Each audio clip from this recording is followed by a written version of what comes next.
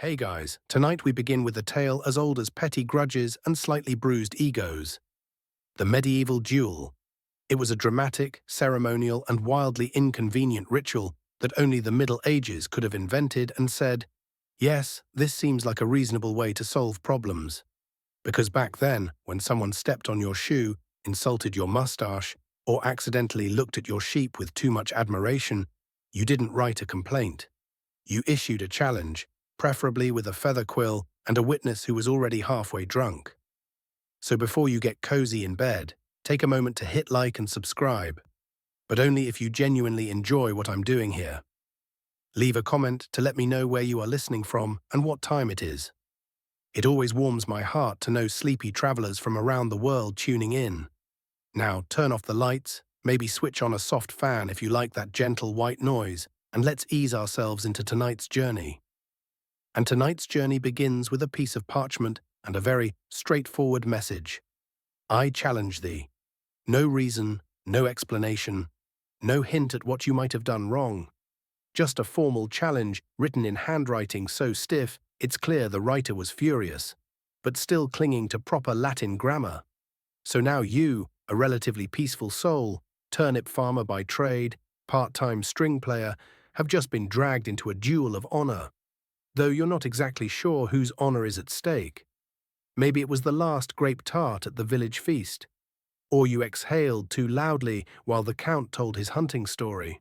Whatever the cause, you now face the reality of putting on a doublet, holding a sword, and trying not to drop your hat while bowing to a man who is mad enough to stab you, but still polite enough to do it by the book. First, you need a companion, a second.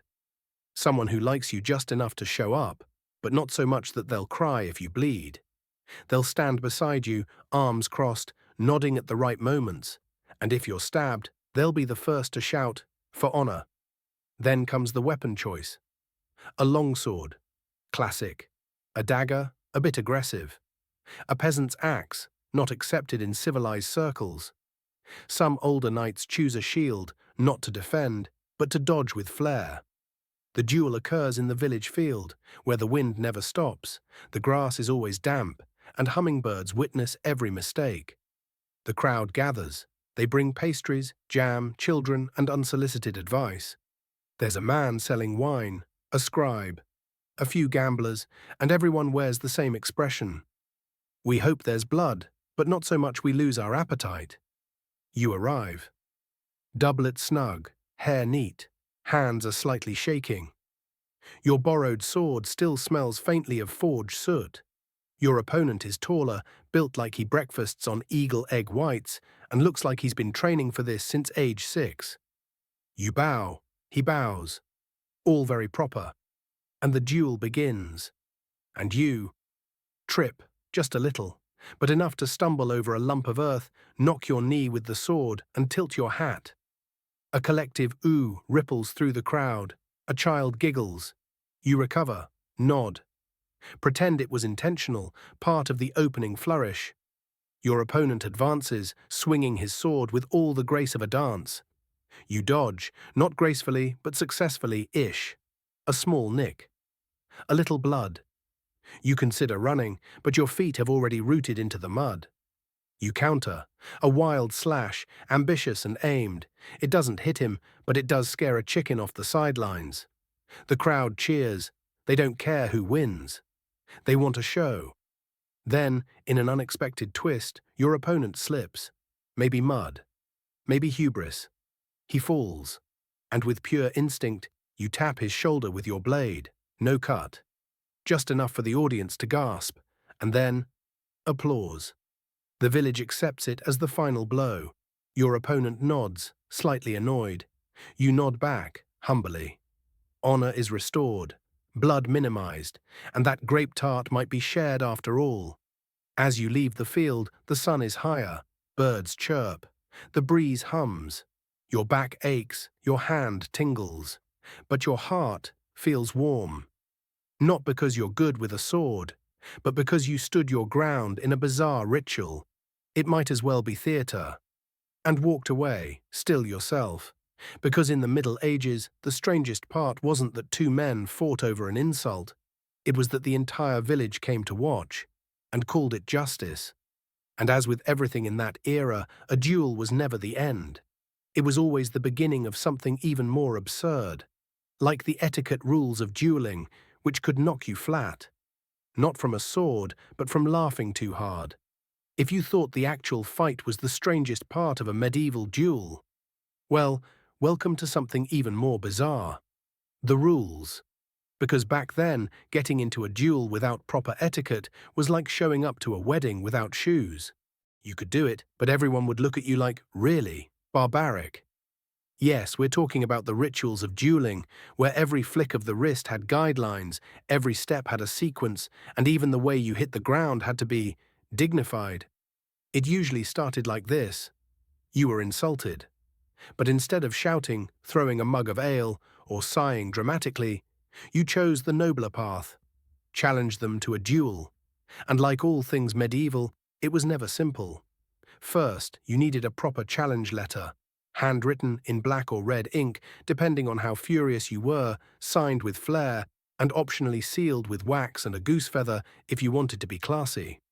The letter had to include everything: date, time, location, choice of weapon, and the reason for the offense, even if the reason was something like, "He compared me to a turnip."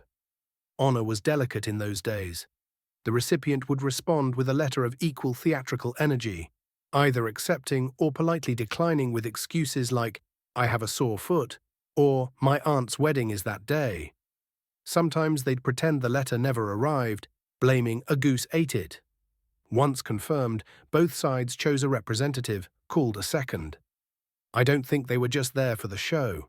Seconds were vital. They acted as referees, witnesses, peacekeepers, on rare occasions, and if things got messy, they'd be the first to shout "enough" before anyone lost something important, like a spleen. Now for the fun part, the opening ritual. No one was allowed to charge in, sword swinging. That was uncivilized. Instead, both duelists would bow. 3 times, usually. Once to the opponent, once to the audience, if any, and once to the divine beings assumed to be hiding behind the nearest shrub. If someone bowed too deeply and fell over, they were expected to pretend it was part of the choreography. This was considered a noble skill. Next came distance regulation, not too close, not too far. Roughly 2 paces apart, closer was dangerous, farther looked like track and field. Then came the pause, a sacred silence lasting a few heartbeats. Each duelist would adjust their collar, take a breath, and try to look not scared, just deeply focused. When both were ready, the duel would begin. The signal? It could be a shout, a bell, or a strategic cough from one of the seconds. But the etiquette didn't end there. There were rules for combat too. No stabbing in the back, cowardly. No groin shots, very cowardly. No striking someone who's already down, extremely cowardly. Breaking these rules could earn you a disappointed tusk from the crowd, or worse, a dried turnip hurled at your face. Medieval turnips were surprisingly firm. If you won, you were not allowed to gloat. No cheering, no dancing, no singing something triumphant like "I survived again." You had to approach your opponent, help him if he was still in one piece, and bow again. Because honor, even with a bleeding shoulder, was still sacred. If you lost, you were expected to lose with grace. No whining, no flailing, no yelling, "I slipped." Everyone saw that awkward pirouette. Instead, you were to purse your lips, bow your head, and pretend this whole thing had been a character-building experience. One of the best parts. Duels that ended halfway. Sometimes someone gets a cramp. Sometimes it rained. Sometimes the 2 seconds hit it off and convinced everyone to get drinks instead. These duels were called duels of honor with peaceful resolution.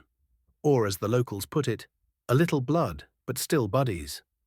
Whatever the outcome, participants often left in quiet dignity, like they'd just attended an opera rather than tried to stab each other in a muddy field.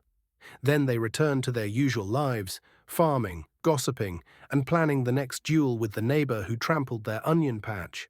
So you see, dueling wasn't just violence. It was a bizarre social art form, a swirling mess of rituals, appearances, and the smell of wet grass.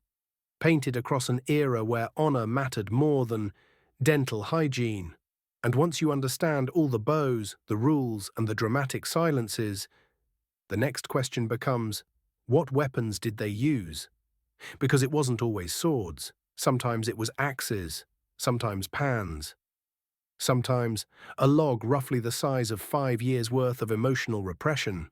So you've adequately bowed, stood in the right spot, and somehow survived a poorly aimed slash. But before all the noble rituals, there was one decision that every soon-to-be duelist had to make: choosing your weapon. And if you're picturing gleaming swords inlaid with gold and gems, sparkling in the sunlight like something out of legend, those did exist. But only if you were a duke, or at least had an uncle who forged swords for the king. If you were like most medieval folks, living off turnips, black bread, and sheer luck, your weapon was probably anything complicated, with a handle. 1. The longsword. Elegant but expensive. Let's start with the classic, the longsword. Long, double-edged, straight, and often with a grip big enough for 2 hands, if you wanted to look like you knew technique. It symbolized nobility, knights trained in proper swordsmanship, and people wealthy enough not to inherit a chipped blade from a dead cousin. The catch? Longswords weren't cheap, and no, they weren't as light as they look in movies. A real sword could weigh 1.5 to 2 kilograms. Doesn't sound like much. Try holding it above your head for 15 minutes while someone tries to stab you. You'll develop a whole new appreciation for your cast iron pan at home. The dagger, short, sharp, and personal. For those who couldn't afford a sword, or just liked the idea of quick and dirty, daggers were a solid choice. No sparkle, no prestige, but daggers were incredibly practical. You could hide one in your sleeve, in your boot, or even in a loaf of bread if you lived dangerously. Perfect for poking, stabbing, or making your opponent seriously reconsider insulting you in public. The downside? You had to get close. Very close. Like, I can smell your salted fish breath from breakfast. Close. Not for the faint of heart. 3. The wooden staff, farmer-friendly and law-approved. Not glamorous but oh so common, the humble staff was the go-to for unofficial duels. A solid chunk of wood about arm's length, usually whatever someone could grab first during a pub brawl. Some folks sharpened one end, wrapped cloth around the grip, or added a little iron hook for decoration. Nobody pretended it was elegant. But after getting cracked across the ribs with a whittled oak stick, most people started re-evaluating their life choices. 4. Frying pans, shovels, and anything from the kitchen, yes. You heard that right. In some small villages where folks didn't have time to prep properly, duels happened with whatever was nearby. And the kitchen? The ultimate emergency armory. Cast iron pans were heavy, hot, and had an excellent grip. One solid boom could leave a bruise, and a story the whole village would retell for weeks. Baking shovels were also a favorite, lighter than swords, but still respectable. Don't underestimate cookware combat. Villagers often had better frying pan skills than sword technique. And trust me, you do not want to face an angry baker on a bad flour day. 5. The bow. High skill, high damage, less dueling. Vibes bows were occasionally used in honor duels. At a distance, in something called a duel of range. The 2 duelists stood apart, turned away, and fired a single arrow, seeing who struck first. Sounds simple. It wasn't. If both missed, they had to fetch their arrows and try again. Also, archery robbed you of the classic duel lines like, "You dishonor me," or "I shall teach you respect." And really, what's a duel without some dramatic yelling? So bows weren't super popular for this. 6. Shields, for those who came to survive, not win. Some people didn't come to duel, they came not to die. These were the shield lovers. Wooden shields could be bashed into shins, used to hide rocks, or held up while you wheezed through the stress. Not flashy, not offensive, but it would be effective if your main goal was to outlast your opponent's rage. Of course, some duels involved both parties bringing ridiculous weapons to show personality. A horsebrush, a lamb bone, a rusty cow chain. Each one told a story. Each bruise came with equal parts pain and laughter. Because in the Middle Ages, weapons weren't just tools for fighting. They were statements. Choose a sword. You're all about honor. Pick a frying pan. You're creative and might cook lunch afterward. Show up with nothing but a heartfelt poem of apology. Very brave. Also, very short-lived, and once weapons were chosen, the seconds nodded. The crowd hushed, and the real moment of the duel began. Training. Or more accurately, hoping hard that luck liked you today. Now you've got your challenge letter, a slightly panicked but polite second, and a sword borrowed from your neighbor. The same one he uses to chop pig bones. Everything is coming together, except for one small thing. You've never actually fought anyone. No worries, really. You're not alone. Many people in the Middle Ages stepped into a duel with the combat skills of an onion. Layered, easy to stab, and not excellent under pressure. So how did they train? First came imagination.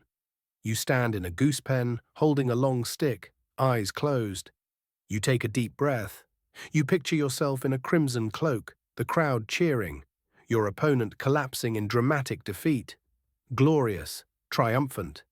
You open your eyes, barefoot, a chicken is pecking your knee, and the stick has lost its last leaf in the wind. Then you try something more practical. Straw practice. You jam a bundle of hay into some damp dirt, smear on a face with mud, and start swinging like you're beating a rug. 1, 2, 3. You're sweating. Your arms ache. Your sword, a broken broomstick, is now shaped like the letter S. But you feel better. At least now you know not to swing against the wind. Some people rope in friends to play the enemy. Friend A stands still while friend B swings. Then they switch. After 3 rounds, both lie on the ground, wheezing like they harvested a wheat field. But they all agree that mindset matters more than technique, which is very convenient when you have no method.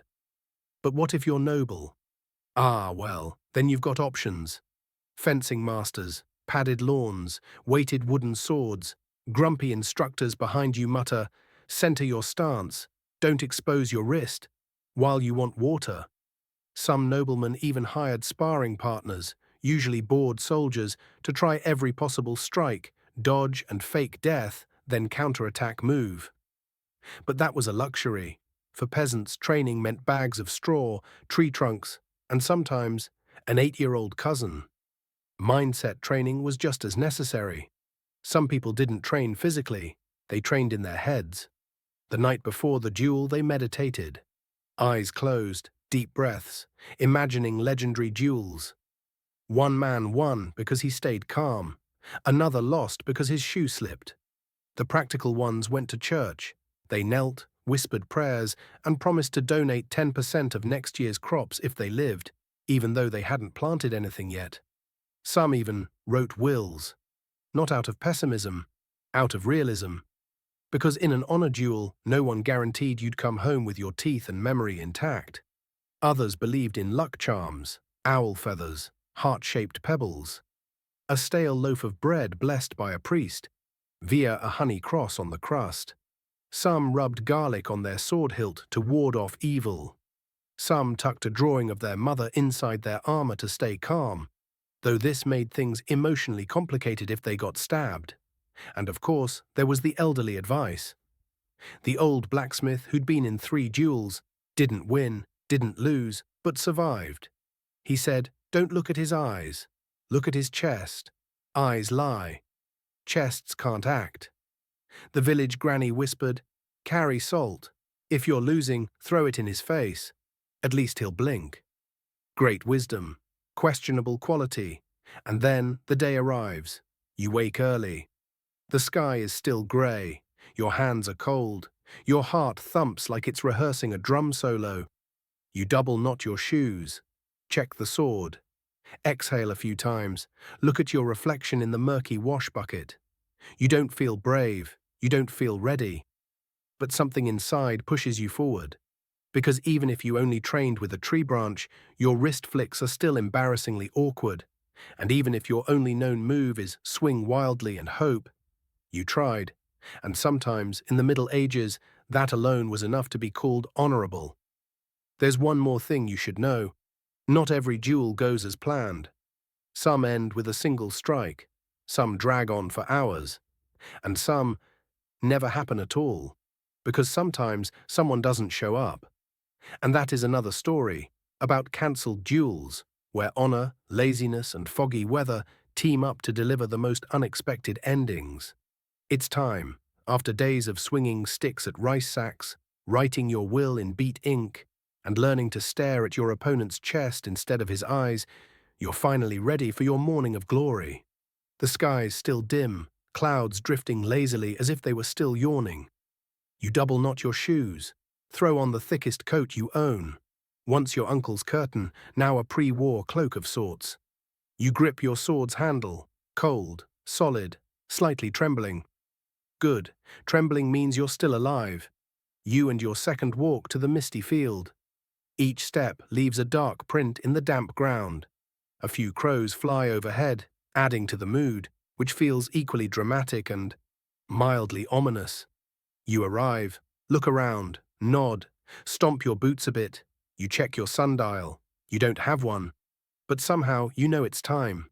And yet, no opponent. You wait. 5 minutes. No problem. Maybe he's on the way. Perhaps the road's slippery. Possibly he's still adjusting his hat. 15 minutes. Your second sits down and starts gnawing on an apple. 30 minutes. An old woman passing by whispers, "Still not fighting, dear?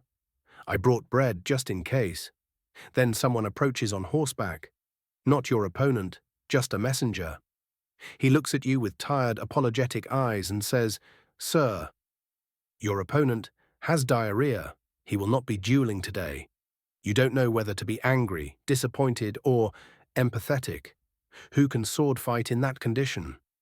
The messenger hands you a hastily written note, ink smudged and dotted with porridge stains. It apologizes, asks for a delay until a more suitable date, and promises to bring extra pastries as compensation. This isn't rare. Dueling cancellations happened for all kinds of reasons. In the Middle Ages, there were no phones, no running late bro messages. Everything was via paper or some guy on a horse who had nothing better to do. So there were duels where one side overslept, one side lost their sword and couldn't borrow a new one, one side ran into a priest and got dragged to confession, or one side simply wasn't in the mood anymore. Sometimes both sides showed up, but forgot they were supposed to fight that day. They greeted each other politely, then paused. Wait, weren't we supposed to stab each other today? Some excuses were particularly creative. One nobleman delayed a duel because I dueled in my sleep last night and feel my honor has already been restored. Another claimed his weapon was cursed after the neighbor's cat lay on it 3 times. One young monk backed out because he saw moonlight reflect off his blade the night before. A bad omen. He now grows lettuce. What about consequences? Were there penalties? Oh yes. In some regions, accepting a challenge and not showing up meant dishonor. Your name would be smeared. Your reputation is tarnished. Sometimes you were fined in turnips. Yes. Not money. Turnips. You lost by default, and the winner, you, was declared victorious without combat. Sounds glorious, but really you're just standing in a soggy field, feet cold, holding a borrowed sword, and growing hungry. So you go home. No parade, no applause. Just mud on your pants, and confused ducks wondering why so many people showed up and left. But something has changed. Even without fighting, you went through a morning of nerves, of anticipation. And you realized you're stronger than you thought. You were ready. And maybe next time, if a duel happens, you'll still stand tall. Or at least wear the right shoes. And as you return, sit down, remove your helmet, and sigh. A thought creeps in. What if the duel had happened? What if I struck? What if there was blood? What if he fell? What would I have felt as everyone stared? Welcome to post-duel anxiety, where emotions don't drift away like road dust, but cling to you like damp air on a woolen cloak. And to truly understand this, we must now enter the world of what happens after the fight. Was victory glorious? Was defeat truly shameful? And do the survivors sleep well? The duel is over. The one who fell was your opponent. The one still standing, breathless, sword in hand, eyes wide as if witnessing something unreal, is you. The crowd falls silent for a moment, then a few claps, scattered, hesitant, as if no one's sure it's okay to applaud. Your second smiles awkwardly while rushing over to check if you're still upright. You won. Maybe it was a lucky strike, a slip from your opponent, or simply because you didn't run away. But now what? You don't leap for joy. You don't shout. You don't raise your arms like you've just won a grand championship. Instead, you feel something extraordinary. Your hand is still gripping the sword, but your palm is numb, like you squeezed a boiled potato too hard. Your eyes are on the crowd, but you don't see anyone. Your heart beats, not like during the fight, but slow, heavy thumps that echo in your ears like a private drum. You bow your head, just a little, because you've seen what happens to those who don't bow after a duel. They're seen as arrogant. And in the Middle Ages, arrogance after a win is the fastest way to get challenged. Again. Victory doesn't feel like the story said it would. You don't feel like a hero stepping into legend. You feel like someone waking up from a strange dream. A dream of clashing steel, your opponent's final glance, and the wind brushing your cheek as you wondered where your sword might land. And then your body begins to shake. Not from cold, but because it finally realizes what just happened. Muscles that had been tense all morning began to release. Your legs, so steady during the fight, now feel weak, as if whispering, "Is it over?" Your opponent is helped off the ground. No one died. But there is blood. And silence. You walk toward them. No one tells you to, but your feet move on their own. You reach out your hand. They look at you. Say nothing, but reach back. Your hands meet. A damp, trembling handshake that says more than any heroic speech you've ever heard in a village hall. When you leave the field, the sun has fully risen. The light spills as a gentle reminder. The world continues. Children run around the old oak stump again. An older woman picks up a loaf of bread she dropped while cheering. And a duck, who seems to have been present since dawn, waddles around looking for stray crumbs. You walk home, your mind still echoing with clashing blades, your opponent's gaze, and the strange weightlessness of a burden being lifted. One no one else could see. That night, you think you'll sleep well. But you don't. You toss. The pillow sinks. The air is still. Then the duel replays, like water seeping through stone. Each strike, each footstep, each final moment before you made your move.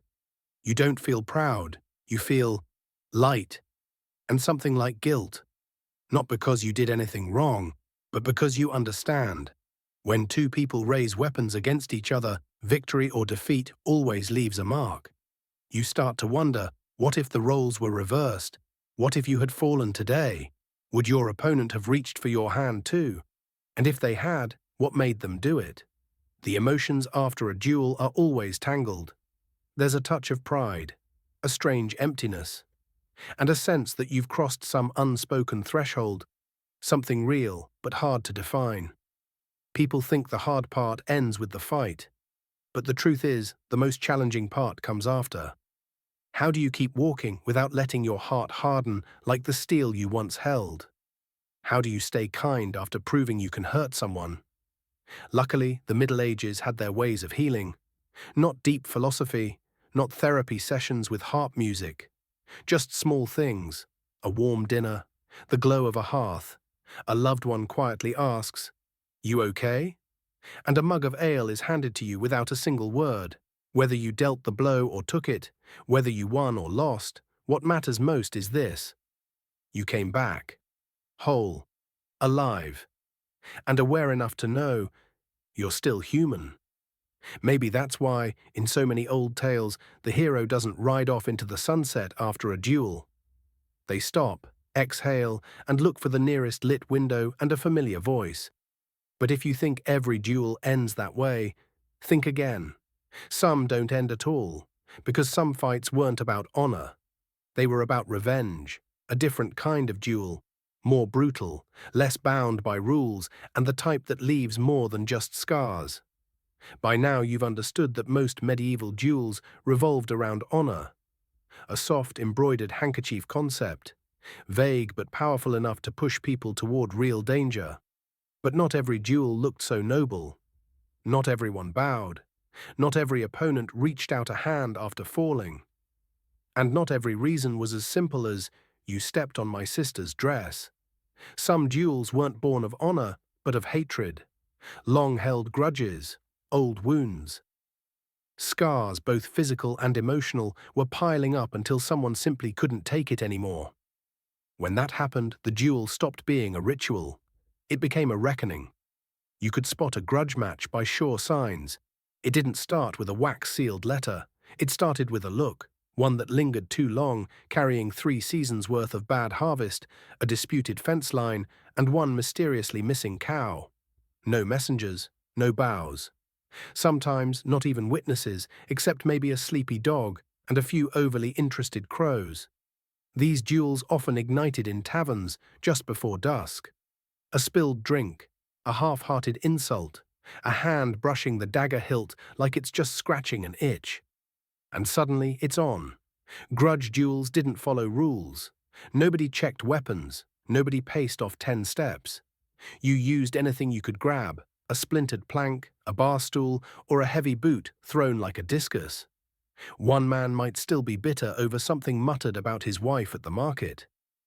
The other hasn't forgotten when his onion patch was accidentally trampled. Neither has ever said it out loud, but their blades speak enough. This wasn't a contest for dignity. It was a purge. And if there were bystanders, they usually didn't interfere. Everyone knew, a step between two people driven by spite, and you risk becoming the third casualty. No one wants to be the side character in a blood-soaked tragedy. Some ran off to alert the town guard, some just chewed apples and placed mental bets. A few elderly onlookers would shake their heads and sigh, "Here we go again." This village is never boring. If you were in one of these duels, you'd discover something strange. Anger keeps you sharper than any formal training. Every swing felt like releasing a season's worth of misery. Every retreat held years of swallowed pride. And when blades clashed, you didn't just hear steel. You listened to the crack of long-held silence breaking open. But these fights came at a cost. Duels of honor could be forgiven. Duels of hate, far riskier. If someone died, the survivor could be charged with murder. No one asked who started it. They just looked at the body and said, "Well, someone needs to answer for this." If both survived, they were often fined, whipped, or sentenced to public service. Sometimes sent to live in a monastery and farm kale together for 3 months. Not everyone liked harvesting greens with someone stabbing them in the ribs. So why did people still do it? Because some anger can't be swallowed with apologies. Some things ferment too long to be softened with time. And in a world without therapy, a duel, while dangerous, was still safer than starting a family feud. You might be surprised, but some villages fell apart because 2 men couldn't admit they loved the same woman, who, inconveniently, loved someone else entirely. Everyone knew, no one said it, until the village witnessed a duel, fought with sickles. The event became legendary. Years later, villagers still referred to it as the early harvest affair. Strangest of all, sometimes these duels ended in friendship. Maybe because once you almost kill each other, you understand one another in a way no one else ever could. Some opponents were carried home, patched up, and shared bread with the hand that had just struck them. Some even ended up naming each other godparents. It's as if, only after all the pride, insults, and restraint had been cut away, could one truly see the other's heart. But not everyone got that ending. Some never walked away. Some never smiled again after one wound too many. And some villages never forgot that one morning, with screaming and the smell of blood wafting over a field of mustard greens. Grudge duels left no glory, only silence. Because of these tragedies, some regions began cracking down. Dueling was banned, weapons were forbidden in towns, and official duels had to be organized, with referees, clear rules, and consequences. A shift from chaos to order, from emotion to something almost like sport. A curious turning point. When dueling came with lawyers. After all those bitter duels, where swords swung as if fury could be flung through steel, people gradually realized you can't just go around stabbing each other forever. Fields still needed sowing, children still needed sleep, and nobody wanted to eat barley soup next to a freshly dead body. So, in certain regions, especially those where nobles did more sitting than working, dueling began to be regulated by law. It sounds absurd, a violent clash between two people, managed through paperwork. But in the Middle Ages, anything was possible, so long as there was enough wax and someone could read Latin. Yes, duels could be legal, but only if you followed the procedure. First, you submitted a request. Literally, a formal complaint detailing the offense. Your honor insulted, your property damaged, or, as in one famously petty case, because someone called your father a terrible cheese thief. The court would review it and decide if the matter was worthy of a duel. Sometimes, the judge only needed to hear the word cheese to approve a next morning showdown. Next came the appointment of a referee. No one wanted the duel to turn into a murder scene. So a third party, usually a grizzled knight or a retired schoolmaster who still wore a sword out of habit, was chosen to oversee the match. The referee's job was to step in if things got out of hand, or if someone faked death too obviously. Sometimes he just sipped tea and nodded sagely each time someone fell. And then came the rules. Yes, real, written rules. Usually in Latin, dry as 2-week-old bread. Examples included, no striking an unarmed opponent. Stop immediately when the referee says so. No magic, spells, or supernatural cheating. No armor is made of turtle shell, even if it is beautifully painted. Clear enough, and anyone who broke them, be it a noble or an onion farmer, could be punished. Fines, forced labor, or worst of all, a 3-year ban from dueling. For some, that was worse than getting sliced in the butt. Official duels often began like grand ceremonies. Villagers gathered, drums beat. A flag rose high on the pole. The two combatants stepped forward, each trailed by an assistant carrying water, a towel, and last-minute advice like, "Don't aim for the nose, it bleeds forever." The referee gave the signal, and the duel began, within bounds, no shouting, no chairs flying. Just the clash of steel, labored breaths, and the soft hiss of boots sliding through grass. It was still dangerous, but framed by honor, a strange little waltz between rage and restraint. This made duels boring, but not really. With rules in place, fighters showed real technique. Feints, counters, defensive flourishes, precise footwork. Each duel became a musical performance instead of a drunken brawl. Some duelists gained local fame, some even had fans. A child might scream, "Father!" The curly-haired fighter is competing today, and just like any sport, there were winners and losers. But honor was preserved, even if you limped home with muddy knees and a bruised ego. In some regions, these official duels became events. Tickets were sold, vendors offered sweet pastries, musicians played flutes to ease the tension, and charcoal artists sketched the match to sell as souvenirs. Amid all this, people started calling it the art of controlled combat. Part sport, part ritual, part legal outlet for conflict, without too much bloodshed. Eventually, even lawyers showed up. Yes, legal representatives standing beside you, reading aloud the terms, clarifying that if your dagger was shorter than the regulation length, your opponent could demand a rematch. What began as a savage tradition was becoming a cog in the machinery of society. No longer a realm for hot-headed brawlers. Dueling became a tool, a ceremony, a way to declare, "I disagree, and I have the right to prove it." Legally. Naturally, the nobility adored this format. They had the coin for trainers, blacksmiths who forged custom-weighted blades, and family trees thick enough to claim, "This honor has been passed through 6 generations, and I won't let a poorly timed joke ruin it." But for all its pomp and structure, not every duel played out in a meadow worthy of a tapestry. Because sometimes, you didn't get to choose the location. Sometimes the duel had to happen in the middle of the road, inside a tavern, in the churchyard, or right in the village market, between a turnip stand and a nervous goose. Those duels had no referee, no flags, and certainly no sweet pastries. We've wandered through formal duels, those with referees, flags, official rules, and sometimes even spectators holding sweet pastries. But not every duel in the Middle Ages began with a polite bow under the morning mist. Some duels were never planned. No challenge letters, no designated field, no fencing ropes or ceremonial staging. Just two people, one unresolved issue, and a moment of impulse so sudden, reason never had time to catch up. And just like that, swords were drawn, eyes flared. And right there, in the middle of your turnip shopping, a duel broke out like thunder from a clear sky. Market fairs were the most common duel hotspots, not because vegetables caused violence, but because they brought everyone together.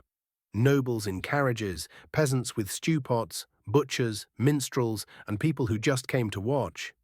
Amid the shouts of a seasonal chorus, today's sour apples are sweet. Fresh fish, barely done breathing. Buy 3 onions, get a free longing glance. Someone would accidentally step into someone else's garlic basket. A clumsy apology, a misunderstood look, a careless joke that sounded too much like a challenge. And boom, duel time. No time to prepare. Weapons were whatever was at hand. A cleaver, a shepherd's staff, or, according to one hilarious record from York, a dried sausage so stiff it allegedly broke a man's nose. Shoppers scattered like waves, vendors climbed on stools for a better view. Children scrambled atop cabbage mounds to cheer. Someone yelled, "Watch the melons." An older woman wheeling her turnips nodded in approval. Been a while since we had a good morning brawl. The oddest part about these spontaneous duels: they were rarely evenly matched. One fighter in velvet, fresh from a castle, wielding a decorative sword. The other, brawny wine seller wielding a barrel mallet. And so, amidst haggled leeks and rutabagas, came the sounds of clashing steel, tearing fabric, and the occasional "ow." But truthfully, these brawls rarely lasted long. One person slipped on a carrot, the other got caught in a goose cart. Someone fell into the egg basket.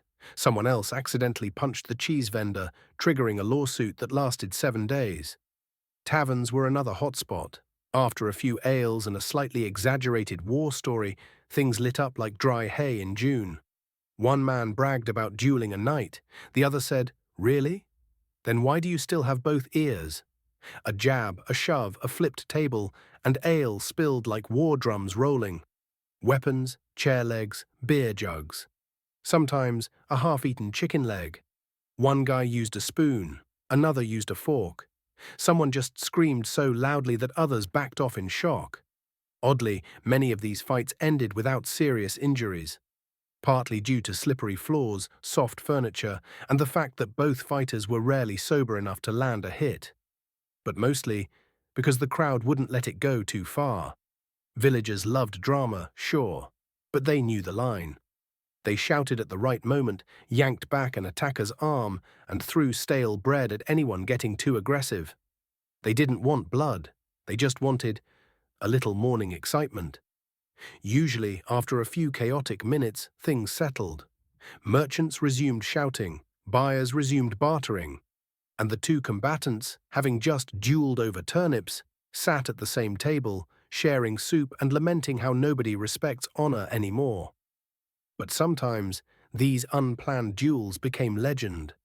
One broke out in a church, a heated exchange near the pulpit. The priest panicked, worshippers screamed, a candle fell, igniting the embroidered altar cloth. And so the village would forever speak of the duel beneath the saint's statue. Another erupted at a wedding. The groom and a guest argued over who sliced the cake better. Everyone thought it was a skit, until swords were drawn and the cake was sliced with surgical precision down the middle. Such tales were retold for years, especially when someone picked up a knife with just a bit too serious a look. The medieval world, though dangerous, balanced itself strangely between ritual and chaos, honor and flying cabbages. But no matter the setting or the reason, a duel always left a trace, whether it was a scratch on the forehead, a torn sleeve, or laughter echoing through the market long after it was over. And if you think that's where it ends, just blades and bruises, wait until you meet the audience, the bystanders who didn't draw swords, but made every duel feel like a spectacle. They cheered, they jeered, they tossed bread rolls, they shouted wagers, and they were the reason even the smallest brawl felt like a scene from an epic ballad, albeit one with fewer horses and far more root vegetables. Suppose you thought a duel was just a matter between two people. In that case, you've never walked past an open field on a foggy morning where dozens of villagers jostled to watch two men swing swords at each other with the ferocity of someone who ate too much cheese the night before. Because the truth is, the audience is the soul of any duel. Whether it's a formal bout with a silk-clad referee or a sudden quarrel erupting between barrels of pickled cucumbers at the market, there's always someone standing nearby, arms crossed, eyes glowing, whispering, "Ooh, this is going to be good." Where do they come from? From everywhere. From taverns, churchyards, mills, cabbage patches, some even rush in mid-beer brewing with their mash bucket still swinging from their belt. No invitations, no tickets, just a whisper on the right frequency. Heard the blacksmith's son challenged the wool merchant. I saw it myself, argument over a broken chair. This time it's serious, last time just a scratch. And so, come rain or shine, with church bells or roosters off-beat, the crowd gathers, perched on the highest hillock, honey cakes in hand, waiting with breath held. What do? Just watch? Oh no, they participate with every sense. They cheer, they gasp, they debate technique mid-duel. They ooh at graceful strikes, they tisk at sloppy footwork. And sometimes they even shout advice. Swing from the right, he favors his left. There's a rock by his foot, trip him. Children choose sides, each wields a stick and reenacts the fight in a miniature version outside the main field. The grown-ups place bets, not just on who wins, but on who bleeds first, or who lands in the onion pile. One older woman brings a folding chair and a picnic cloth, treating every duel like a royal outing. A hunched old man shows up with a hollowed wooden tube he swears works like a telescope, to see the loser's face better when he realizes he's losing. And of course, there are always vendors.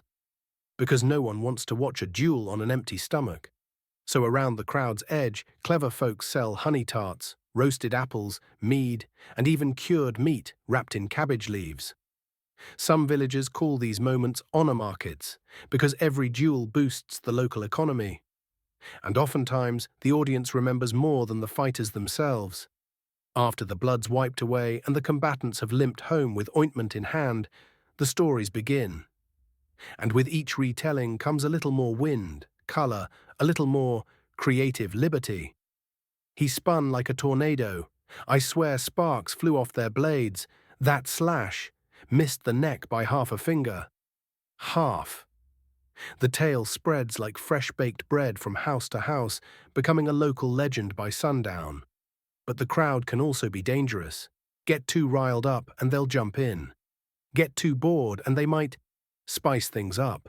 One duel was famously interrupted when an overly excited spectator hurled a whole salted fish at one of the fighters' heads.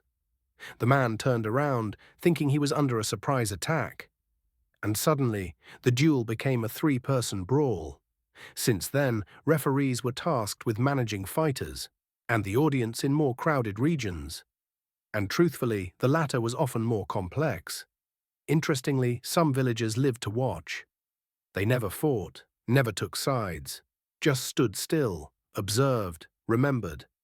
One older man had watched over 30 duels, could recall who struck whom, where, why, and even who cried when hit in the backside. He was the living archive of the village. And if you sat down with him over tea, he'd tell the tale so vividly you'd feel the sweat on the swords. The audience, loud, emotional, occasionally annoying, was essential. They didn't just witness the duel, they preserved it. They etched it into the memory of the village, where honor, technique, and snack pastries swirled into something bizarre but beloved. And of course, with crowds like this, duel-watching fashion became its own trend. Every spectator tried to stand out in the crowd, from wide-brimmed hats to striped cloaks, from carved wooden stools to water flasks engraved with names. In the Middle Ages, not fighting was a chance to be remembered. You might think a medieval duel was all sweat, blood, and cold steel. But if you've ever walked past a crowd gathered around an open field, waiting to see two men charge at each other with gleaming swords, you'd notice something entirely unexpected. Everyone is dressed like they're going to a festival. Yes, because in a time and place where celebrations were rarer than winters, every duel became a reason to dress up. Duel-watching fashion was an art, not for the rushed or the careless. First came the hats, wide-brimmed ones to block the sun or tip gracefully while critiquing combat techniques. Soft felt hats, straw hats with dried flowers, or a black veil hat to add mystery to your dust-covered presence if you were a refined widow. Then the cloaks.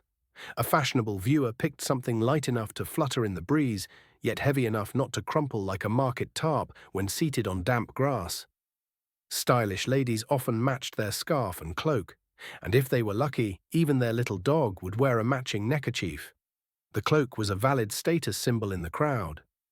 You didn't need armor to watch a duel, but you certainly needed a memorable cloak. Spring cloaks embroidered with silver thread were preferred.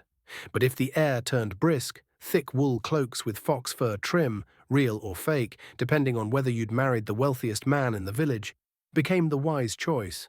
Some even pinned family crests to their backs, as if the duel wasn't just between two men, but between entire bloodlines.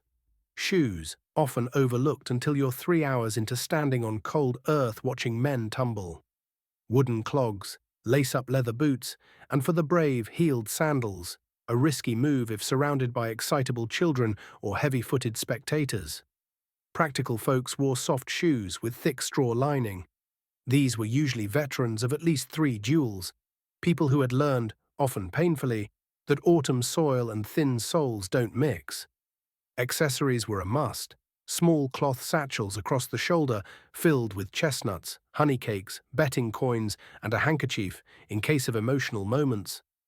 Some wore fragrant wooden bead necklaces for scent and to ward off evil spirits if the duel dragged on too long. The truly prepared brought folding stools, homemade with 3 branches tied together and a bit of fabric in the middle. Some even laid a silk cloth over the seat. Duel dust sticks to the bottom, they'd explain seriously. And of course, makeup. Blushed cheeks for the ladies, crushed charcoal for eyeliner. Powder made from eggshell and flour brightened the face, though after a few hours in the sun and wind, it tended to crack like a dry loaf of bread. In the towns, some even spritzed homemade perfumes, blends of herbs, orange peels, and linen pouches steeped in scent for 7 days and nights. As you can see, a duel was sometimes no different from a runway show in the open air. And those dressed the finest. They stood closest to the referee, not to interfere, but to be visible, to be captured in sketches, to be mentioned in retellings. That lady in red, she screamed the loudest, right next to the blue flag tent. Some young women even treated duels as matchmaking opportunities. After all, what's more romantic than locking eyes during a clash of steel? But others were dressed. No patterns, no fur, no colors, just a rough-spun tunic, wooden clogs, and a quiet stare. They were usually the ones who'd seen too many duels, no longer excited by the spectacle, but watching intently, for the victor's eyes or the hesitation in the one about to lose. Duel fashion, in the end, wasn't just about looks. It was how people expressed themselves in a world where clashing swords often drowned words. A way to stand out, not with weapons, but with colors. And for some, dressing well for a duel was a silent declaration. I'm not in the fight, but I still have a place in this story. Yet beneath all the cloaks, soft shoes, and sweet-scented hats, there remained one thing everyone in the crowd watched closely: the eyes of the fighters, because sometimes the most striking moment wasn't the strike, but the moment someone stopped. No blow, no kill, just a look, and a lowered sword. That moment, when mercy interrupts honor and fury, it was when the duel stopped being about rules, rituals, or fashion, and became something entirely human.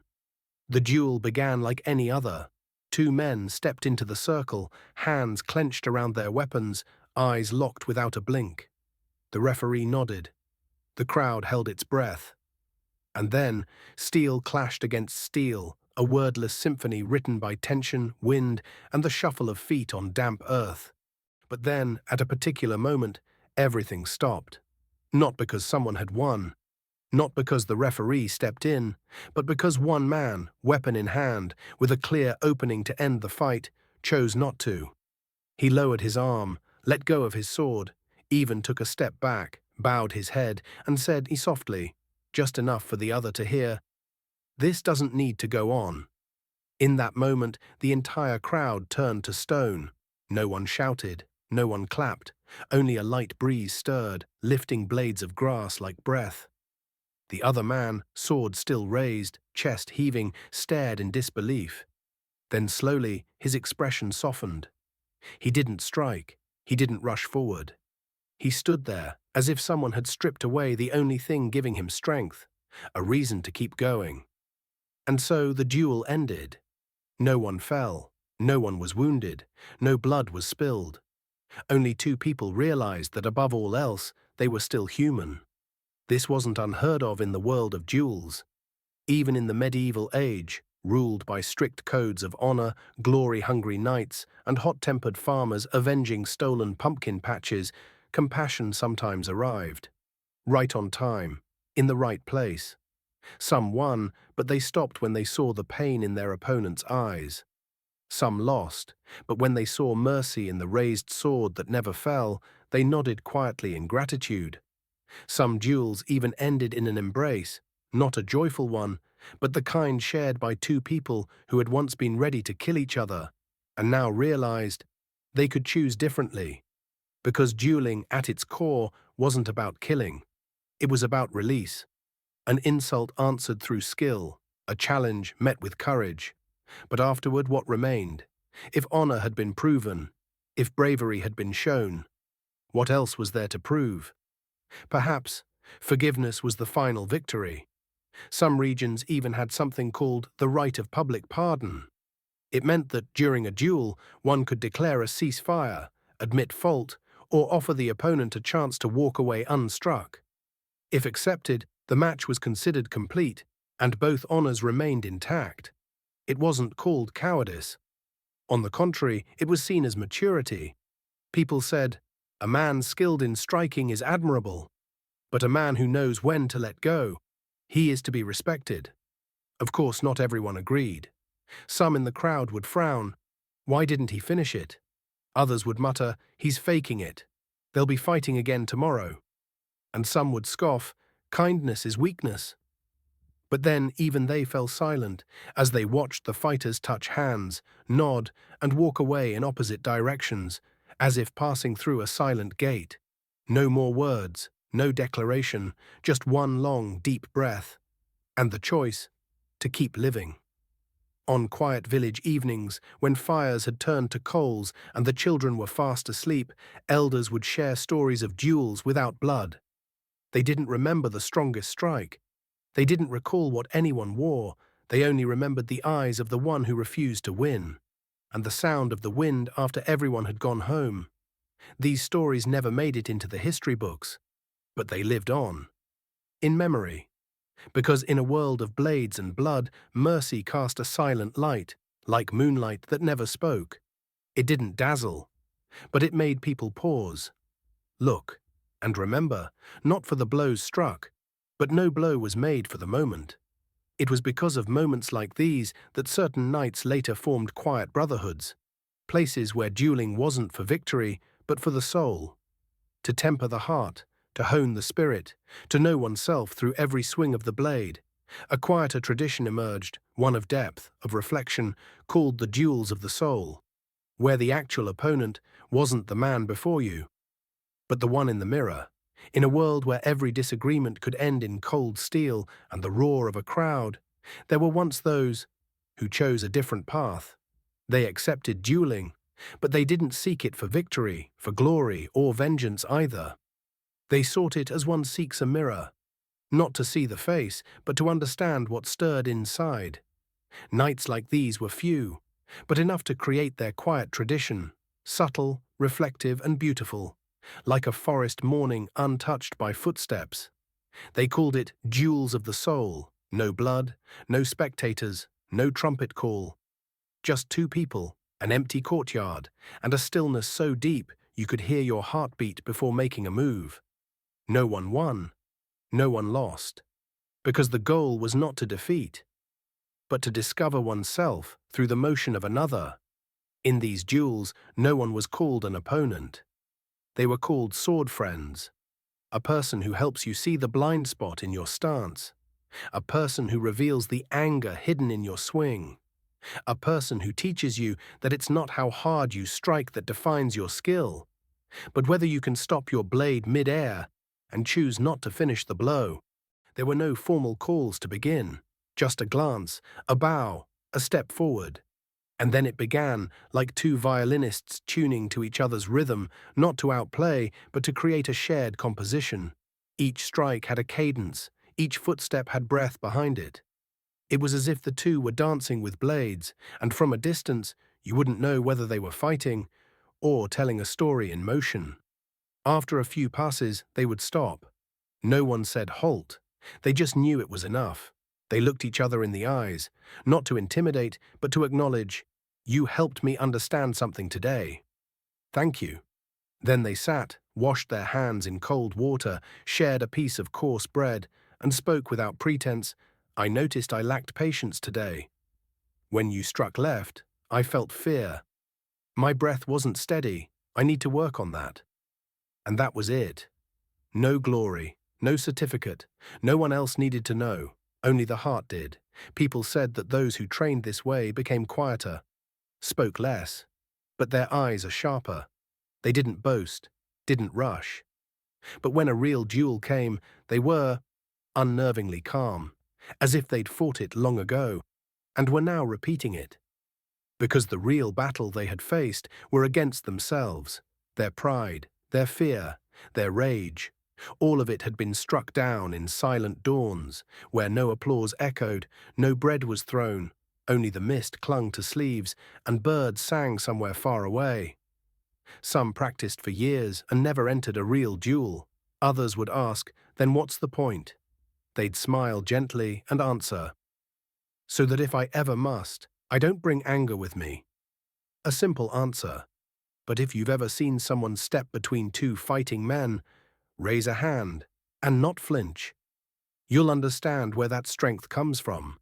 One old tale tells of two men, once friends, then enemies, then friends again, because of one duel like this. No words, just movement, then stillness.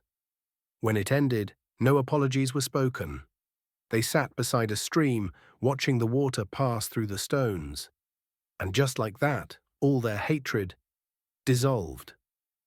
A duel, when followed to its true end, it's not about who wins or loses.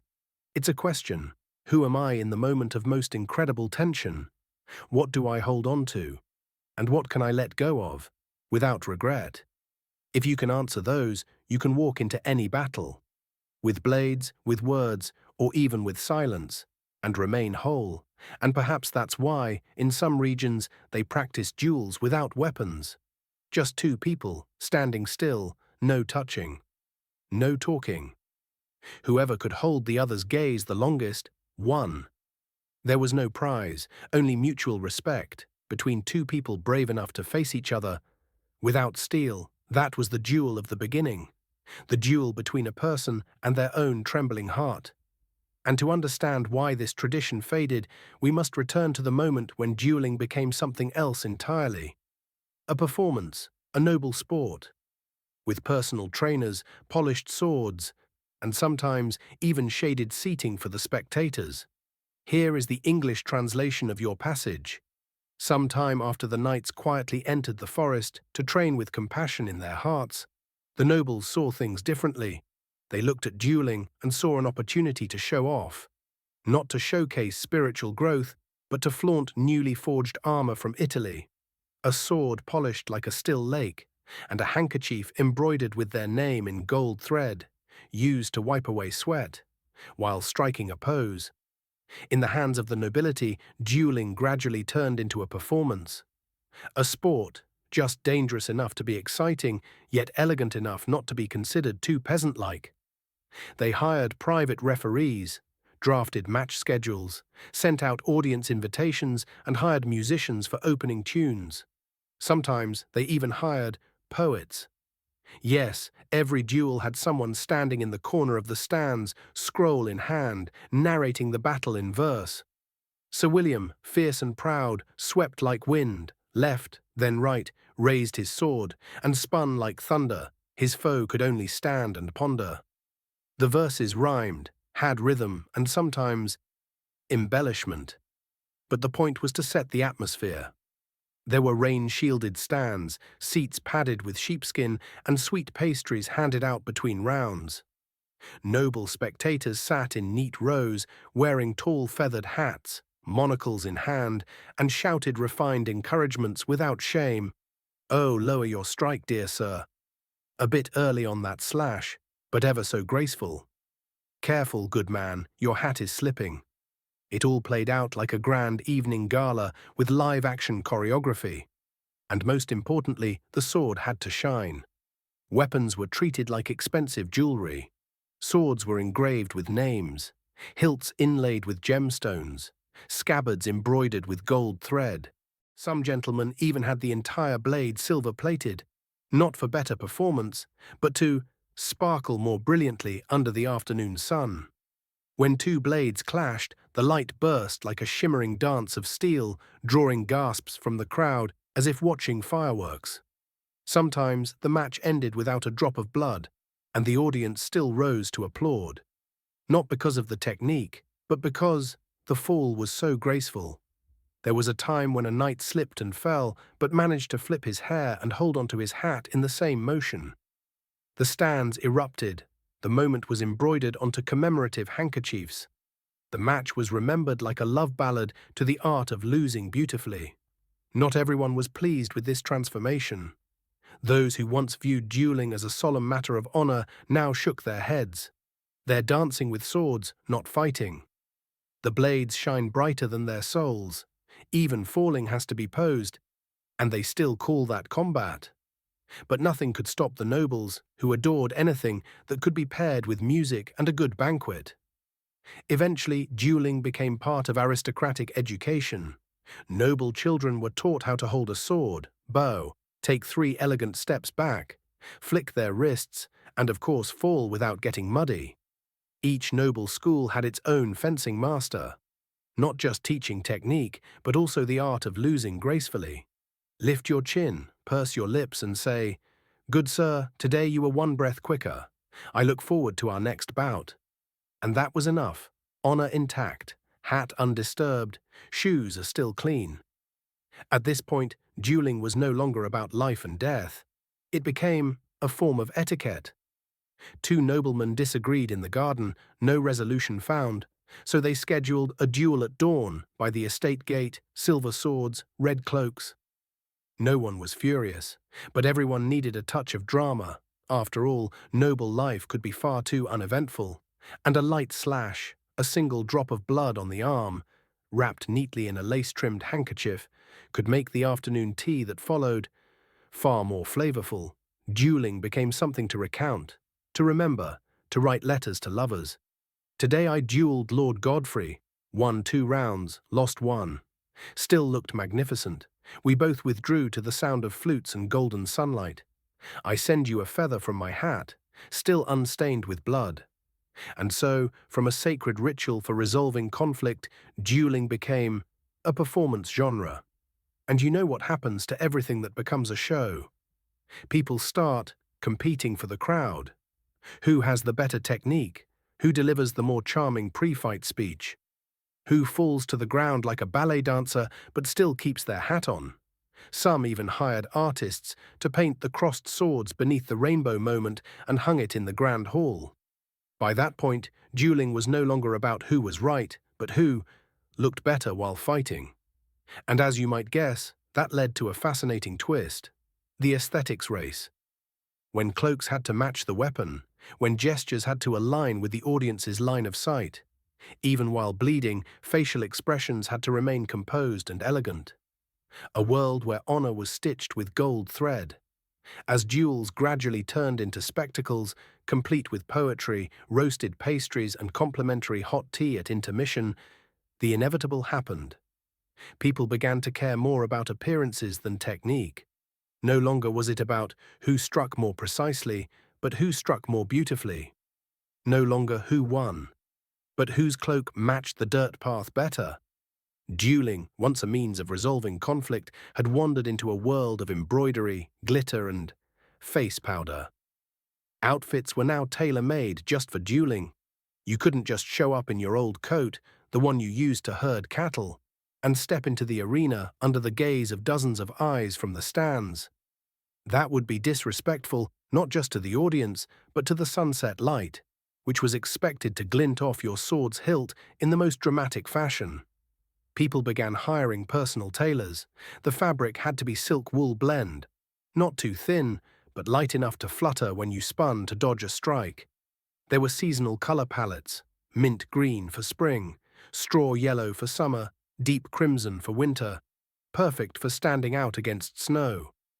Some duelists even wore tunics with diamond buttons, not to fasten sleeves, but to sparkle spectacularly when falling to the ground.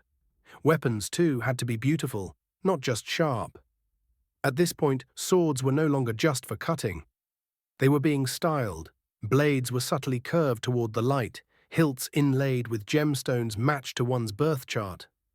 Latin phrases engraved along the edge, usually something lofty like "virtus in pulchritudine est," "strength lies in beauty," and the scabbards? Think fashion runway for weaponry, hand-stitched calfskin, fringed trim, sometimes even scented pouches attached to mask the nobleman's sweat. Facial expressions were rehearsed too. You couldn't grimace like a weed puller and expect the crowd to applaud your parry. Gentlemen practiced graceful head tilts, proud little eyebrow furrows, or that signature aristocratic pout that said, "I'm mildly disappointed in your mediocre attack." There was even a style school known as the falcon gaze: cold eyes, unblinking, lips subtly curled, giving the impression that you'd just finished reciting philosophy before stepping into combat. Those who mastered it often won, in appearance if not in blade contact. Even falling was choreographed. If falling backward, arms should extend like a ballet dancer. If falling sideways, the head must tilt precisely 45 degrees so the hair tumbles right. Some even lined their armor with silk scarves so that when they fell, the scarf would flutter out, like a petal drifting onto snow. Peasants watched in confusion. But the nobles? They leapt to their feet, clapping wildly, as if they'd just witnessed a three-act play. Duels evolved into fully staged performances: fashion, theater, music, and lighting. Some places built rotating stages so the audience wouldn't need to turn their heads. Others hired lighting artisans, setting up mirrors to reflect sunlight directly onto the sword tip with every dramatic raise. One gentleman hosted an entire duel show with 6 rounds, each in a different outfit, live music, and a storyteller narrating the action outside. At the end, the loser was carried off in a velvet-curtained litter, and the winner received a laurel crown sprinkled with dried flower dust. Someone once asked, "Is this even dueling anymore?" Some old knights, those who once trained quietly in the woods, could only shake their heads. The sword is now for dancing. Blood is now just fabric dye. And honor, it's stitched onto silk handkerchiefs. Still, no one could deny, the audience was entranced. And when crowds are entertained, everything becomes a stage. Yet not everyone could afford to play this glittering game of duels. The poor, watching from afar, frowned. That guy just stabbed someone while wearing embroidered gloves. What's the point of fighting then? And so a quiet rebellion emerged. A return to simple duels. Whispers spread of unadorned matches, 2 people, 2 rusty blades, and a silent, windless field. An aesthetic rebellion by those yearning to restore the original values. And you know what? From that clash between form and essence, spotlight and shadow, something new emerged in the dueling world. Fakes, people who didn't fight for honor, not for art, not for vengeance, but for my prize money. They showed up, acted out, and faked a fall. They didn't shake the system with a clean strike, but with a single but pretend injury. There was a time when duels were a matter of life and death. Then they became solemn rites of honor, and then they turned into an aristocratic sport, glittering and grand like a musical theater production. And like all things ever embroidered with gold thread, eventually, deception crept in. Not because someone was evil, but when matches were public events, with tickets, illustrated poetry, and complimentary gifts for the audience, of course, there would be prize money for the winner. And where there are prizes, there are schemes. Thus, staged duels were born. Two men before the match, sipping light wine together behind the stands, whispering, "You take the first round. I'll fall gently to the right, okay?" "Right. Don't forget the two rolls. Then I'll make a sudden counter. By round 3, I'll fall for real. But make it beautiful, so the crowd gets emotional." Then they'd step into the arena, swinging their swords like tragic actors, faces tense, armor gleaming, sparks flying from swords that had been pre-treated with flint. The crowd roared. The pastry vendor sold out. The loser rolled with grace. The winner bowed, dripping, fake sweat. And the prize money was split backstage. No one noticed, because the duel was too good, too perfectly timed, too full of accidental but artistic falls, as if it had been choreographed, which it had. Some fake dueling groups even hired a director who couldn't wield a sword but could stage drama like no other. He'd sit behind a bush, script in hand, whispering, "Now, roll, swing left, block with your left hand." Tap his boot tip. Some sharp-eyed spectators started to grow suspicious. Why does his helmet always fly into his wife's hands? Why is the blood always on the right side? Why does every match have perfectly timed music just as someone screams in defeat? Rumors spread, whispers of a traveling troupe that staged dazzling duels in village after village, then vanished overnight before anyone could inspect the wounds. A few professional duelists were caught losing on purpose more than 7 times in 1 month. Each time they had an excuse: slippery boot sole, sunlight in my eyes, my chest hurt from the emotional prelude. People began redrawing past matches, not for praise, but for comparison. "Hey, look, that guy's fall is identical to yesterday's." "Yep, and the blood's in the same exact spot as last Tuesday." Duels, once noble rites, were now a wandering circus act. And as a natural response, the rules began tightening. Some regions required a physician to inspect wounds immediately after the match. Others formed anti-fake fall committees, complete with protractors to measure the angle of descent and gauge the authenticity of the blood spray. One place even forced winners to drink wine with the referee to check if they were still acting. Dueling was no longer just about swinging a sword. It was about falling convincingly, within regulation. Of course, not everyone approved. Where's the art in that? Not every good match needs real blood. Sometimes a graceful fall is better than a clumsy stab. Thus, 2 schools emerged: the combat realists, somber, plain, no ornamentation; the performance stylists, flamboyant, inventive, and often better paid. Each side believed they were right, and naturally they challenged each other to duels now and then. But a type of audience still loved the fight, real or fake. They knew it might be staged. They could hear the plotting beneath the clang of swords. They saw the calculated twirls and choreographed tumbles. Yet they stayed. They watched. They sighed. Still, it's beautiful. Even if fake, at least it makes me feel something. Because in a tangled world, sometimes a perfectly timed fall is enough to leave a lasting memory. And a new kind of duelist began to appear in that very world, where truth and pretense blurred, honor became performance, and fake blood was just beet juice. Mysterious sworders. No one knew who they were. They didn't perform. They didn't wear silk. They didn't take money. They appeared, stepped into the ring, won or lost, then left silently. People called them the Silent Blades. While the world was debating real versus fake, every duel was staged like a musical with spotlights and honey cakes passed around at intermission. A different figure began to emerge. No embroidered handkerchief, no jewel-encrusted hilt, no referee. And above all, no audience. Just one person in a dark cloak stepping into a ring of dirt, gently, silently, like the shadow of a tree falling across stone on a lonely afternoon. They never gave a name. They left no records. They only appeared when needed, when some arrogant loudmouth demanded a duel, or when a small village had its honor trampled by a noble with shiny armor who couldn't strike anything but a chicken's beak. That person arrived, bowed, fought, then left. No prize taken, no portraits posed, no wine was sipped in celebration, only a faint swirl of dust left behind, and sometimes a single wild daisy bent in half where they spun to avoid a strike. People called them many things: the silent blade, the faceless fighter, the one who walked from shadows, the keeper of honor when honor had been painted in rouge. A child once said they saw a person training alone in the rain, slicing the air, each move sharp as if facing an invisible enemy.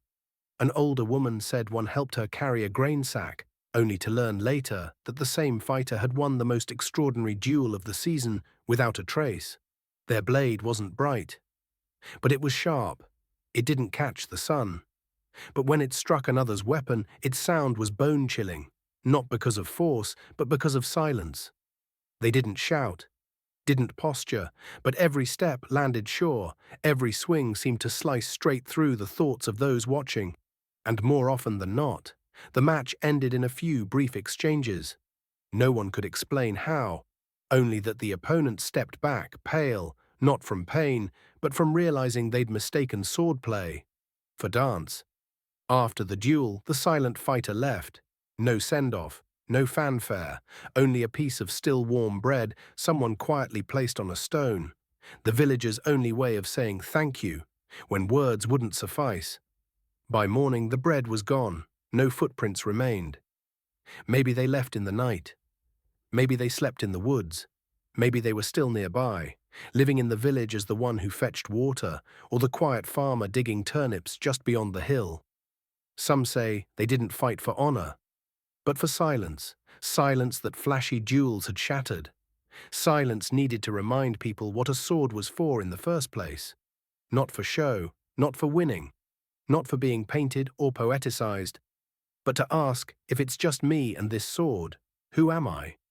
They often appeared in small places, forgotten villages with no name, not palaces, not grand arenas, but at market squares a boastful wanderer challenged trembling locals, or monastery courtyards when a stranger mocked the old monks, or simply by a dusty road when someone was shoved and no one dared speak.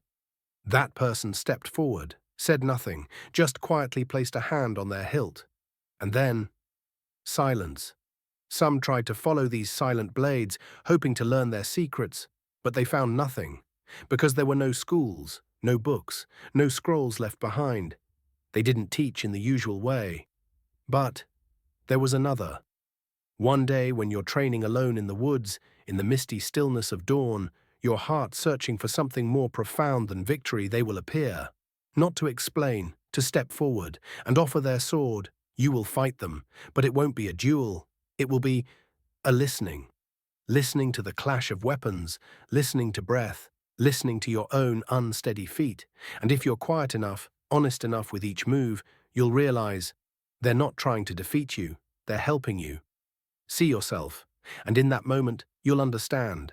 Honor isn't in the proclamations, it's not in the victories, it's not in a silver hilt or a feathered hat. It's in the depths of silence that needs no applause. You still know who you are. The medieval world, loud, brutal, always kept a quiet space for people like that. Those who didn't want glory, only a well-timed cut, a precise retreat, and a word unspoken that meant everything. And sometimes they, the ones who never sought a fight, stopped forward last, when no one else dared. That's when a duel ceased to be a ceremony, spectacle, or entertainment. It returned to what it once was: a choice between right and wrong. Here is the complete English translation of your passage. There's a paradox that has long existed in the world of those who carry swords, that the strongest person is sometimes the one who never draws theirs.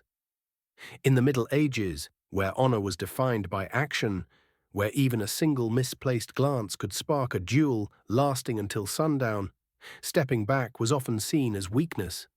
But to those who truly understood their blade, they knew: you don't always need to fight, and not everyone is worth fighting. A duel, at its deeper level, is a conversation through movement. You're not just swinging a sword, you're responding. Every pivot, every parry is a way of saying, I disagree.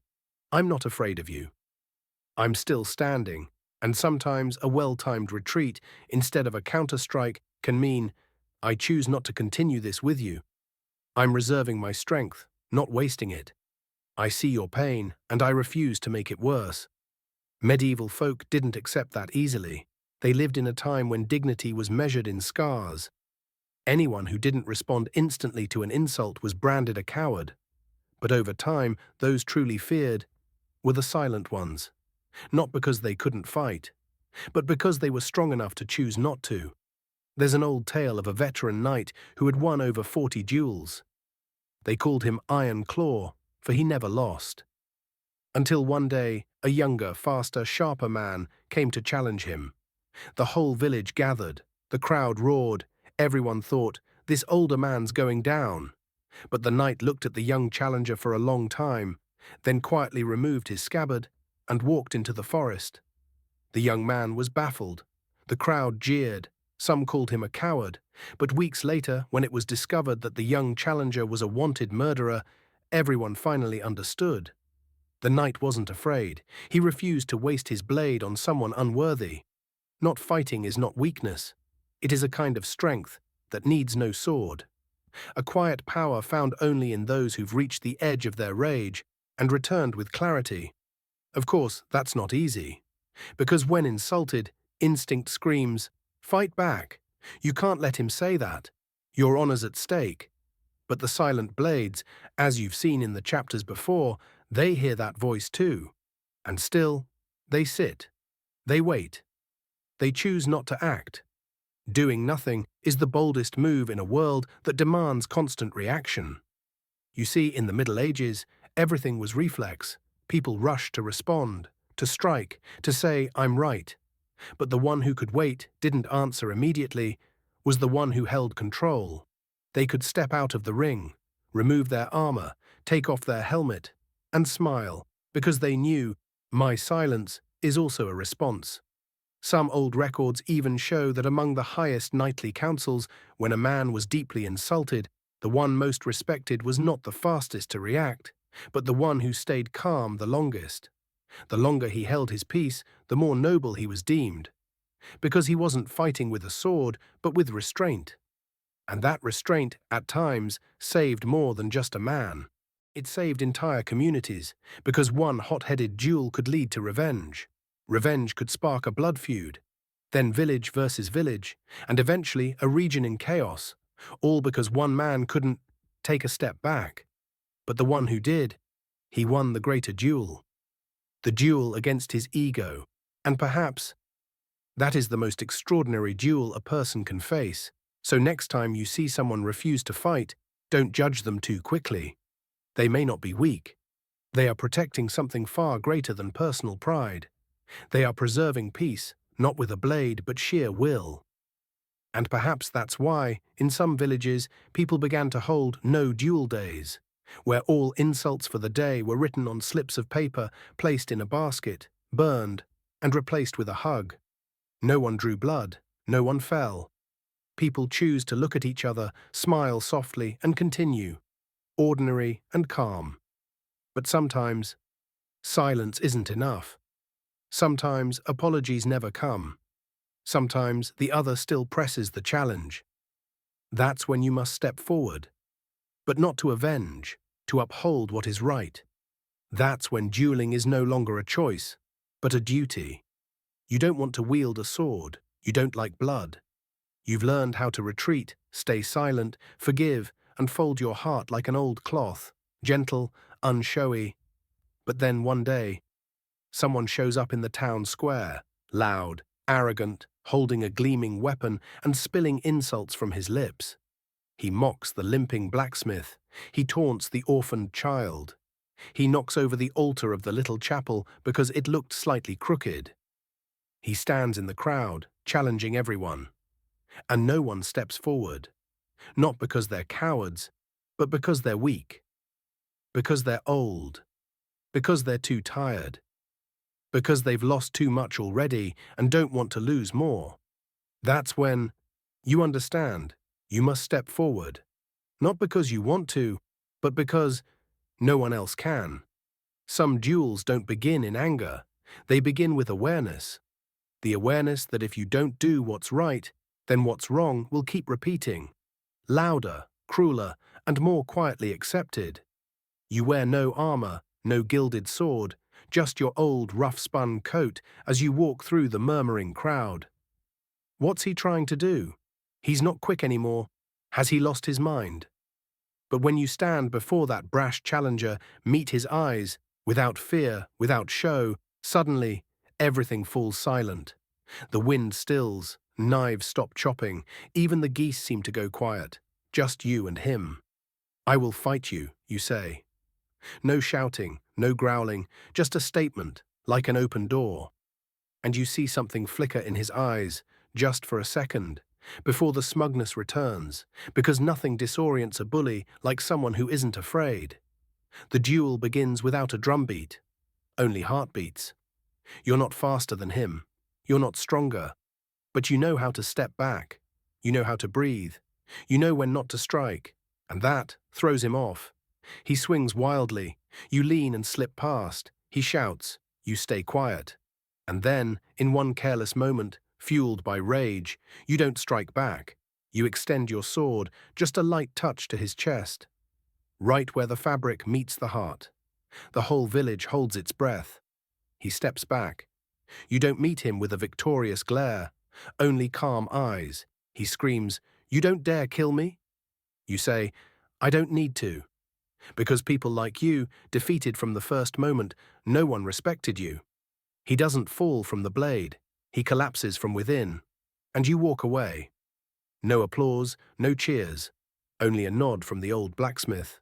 A quiet hug from the child. And a honey cake slipped into your hand by someone unseen. Not a reward. A thank you. Because sometimes you have to step forward. Not to prove yourself, but to protect what's right for those too tired to do so anymore. Some duels go unrecorded, no paintings, no poems, no name carved in stone. But maybe, someday, the child who saw you that afternoon will tell the story to their child, and their child will pass it on. Not about technique, not about victory, but about courage. The kind that doesn't need a sword to be felt. And sometimes that courage isn't in what you do, but in not refusing when it's your turn to act. That's the moment you realize a duel isn't just for those who love to fight. It's for those who know what must be done, even if they don't want to do it. And as twilight settles over the wooden rooftops, as tools are laid to rest, as the rooster calls from the distance, you sit quietly by the doorway, remembering every duel you've ever known. The strikes, the falls, the gazes, the steps backward, and the unseen steps forward. That changed an entire small world. And that's when you truly understand. Dueling was never really about the sword, nor about winning or losing. It's about how we choose to step forward or not, when the world needs someone calm enough, humble enough, and strong enough to do what's right. A duel, true to its name, was only ever meant for two. One who's been offended, one who must respond, two swords, one patch of open ground, and a truth that needs to be made clear. But sometimes, life isn't that simple. Sometimes all three people believe they're the ones who are right.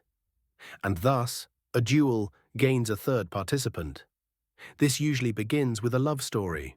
A young man swears to a village girl, "My heart belongs to you and only you." She blushes. She believes it. until she finds out that heart had once been temporarily loaned to another girl from the neighboring village. So the two men, past and present, meet face to face.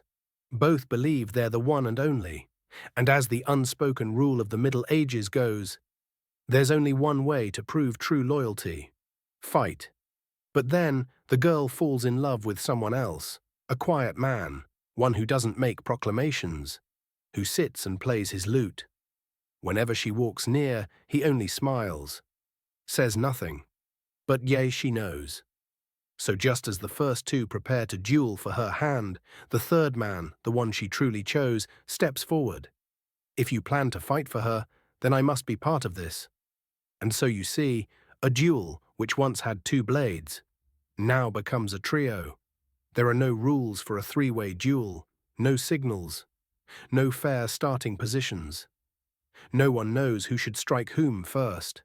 And worse, no one's sure if switching opponents halfway is allowed.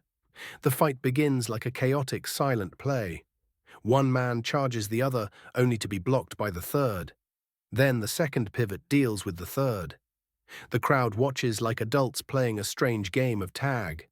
Some applaud, some boo. One older woman sighs, another girl, and the whole village in disarray again. Usually three-person duels don't last long, not because someone wins, but because they get tired. Tired of turning around, tired of accidentally swinging at the wrong guy, tired of one man backing off just as the other charges in. After 10 minutes, one often sits down, panting. She can just choose. I've got nothing left. Strangely, sometimes in such fights, the three become friends. They start to laugh after missing each other 5 times, clinking swords into jaws twice, and stepping on each other's feet thrice. Laughing because they realize they're fighting over someone who hasn't chosen any of them. Laughing because honor isn't about who loves harder, but who's willing to stop first. So they sit, share bread, swap embarrassing childhood stories, and stroll back to the tavern, leaving the girl sulking because no one's fighting over her anymore. But sometimes none of the three gives up. And then the duel turns into the most chaotic mess in the history of swordplay. Blades fly wildly, helmets go flying, the trio spins like they're rehearsing a dance routine. Once the villagers even sounded the fire alarm. They thought a dragon was attacking. Three-person duels aren't just about love. Sometimes it's money, inheritance, or the famous mushroom chicken soup recipe from the next village over. One ancient record tells of 3 cooks arguing over who invented the dish. None would yield, so they settled it like gentlemen in a 3-person kitchen duel. All 3 ended up with minor burns from the overturned broth pot. Since then, the village has banned all swords in the kitchen. There are no clear rules for a 3-way duel. That's why towns began creating multi-duel resolution councils with new laws. Whoever strikes someone first cannot strike the third participant in the same round. If 2 attack one simultaneously, they lose honor points. If all 3 stop fighting at once, they win a free meal. Duels, meant to resolve conflict, now created more of it. But you know what? Amidst all that chaos, you see something human. The fumbling, the indecision, the awkward, imperfect hilarity. Not all duels are about blood and honor. Some are. 3 people don't know what to do with their feelings. And you, listening to these stories each night, you know this too, don't you? Sometimes the most exhausting part isn't the sword. It's not knowing why you're even fighting. And from those tangled 3-way duels, a new concept emerged. The peaceful sword accord. No winners, no losers, just 3 people who draw their swords, then quietly put them away, and eat dinner together, because sometimes a bowl of hot soup can soothe things swords never could. But not every duel ends with soup and a handshake. Some go on endlessly, not because the fight isn't over, but because no one's figured out what they're fighting for. Not every duel ends. Like you've seen, some close with a light tap and a bowed head. Some end in tears, some end over dinner. But there are others that never truly stop, not because both sides are too strong, not because someone refuses to lose, but because the duel is no longer with the sword, It has settled in the heart. It usually starts simply, a careless insult, a mismatched tone, a misunderstanding so slight no one remembers the details. But once torn, honor, the most fragile of threads, is stitched back with blood, memory, and quiet obsession. No one issues a formal challenge. There's no referee, no crowd, just two people, sometimes close friends, suddenly pulling away like two river branches forced apart. One begins to look at the other with a colder gaze, the other keeps a distance, never too far, but never close enough to touch something real. They don't talk about what happened. But each time they meet eyes, something dims, then turns away, silently saying, "I haven't forgiven you. But I'm not ready to fight either." And so the duel begins. A duel without swords, no blood, no armor, only distance. And silence, clinging to every once beautiful thing like early morning mist. In the Middle Ages they called it a duel of the mind. It doesn't unfold on the ground, it happens within. Each thought of the other is a beat in the fight, a regret, a flare of anger with no place to land. Time passes, no one declares surrender, no one steps forward. They live, ordinary lives, as best they can, with the dull ache of an unresolved battle. Going to market, feeding cows, mending shoes, forging horseshoes. But somewhere in the mind, a hand still holds the sword, and sometimes the duel lasts a lifetime. They grow old, hair turns silver, hands begin to tremble, but every glimpse across a fence line brings it all back. Not the events, but the feeling. That unfinished feeling. Some choose to write letters, letters never sent, to say what was never said aloud. I was more hurt than angry. I don't know how it got this far. I wish we'd talked sooner, but the letter gets tucked away, not out of cowardice, but because how would you even send it? Carrier pigeons don't have that kind of patience, and people are too proud. Some choose to withdraw. They avoid the places that the other frequent, skip the village festival, stay home from the spring ritual, to avoid that one glance that hasn't yet softened. But still they wait. For a day somehow, without swords, without winners, the past might quietly pass. And then one day, one falls ill, the other brings a jar of warm honey. No apology spoken, just set it down by the bedside. Quietly, then walks away. The one lying there smiles, faintly, but truly. So, I guess that's that. There are duels like that. No bell to mark the start, no trumpet for the end. Only a quiet moment where two people stop carrying the sword in their hearts. And when that happens, all the old wounds begin to soften. Like leaves at the end of autumn, falling not from storms, but because it's time to let go. You see, not all duels need a final strike to end.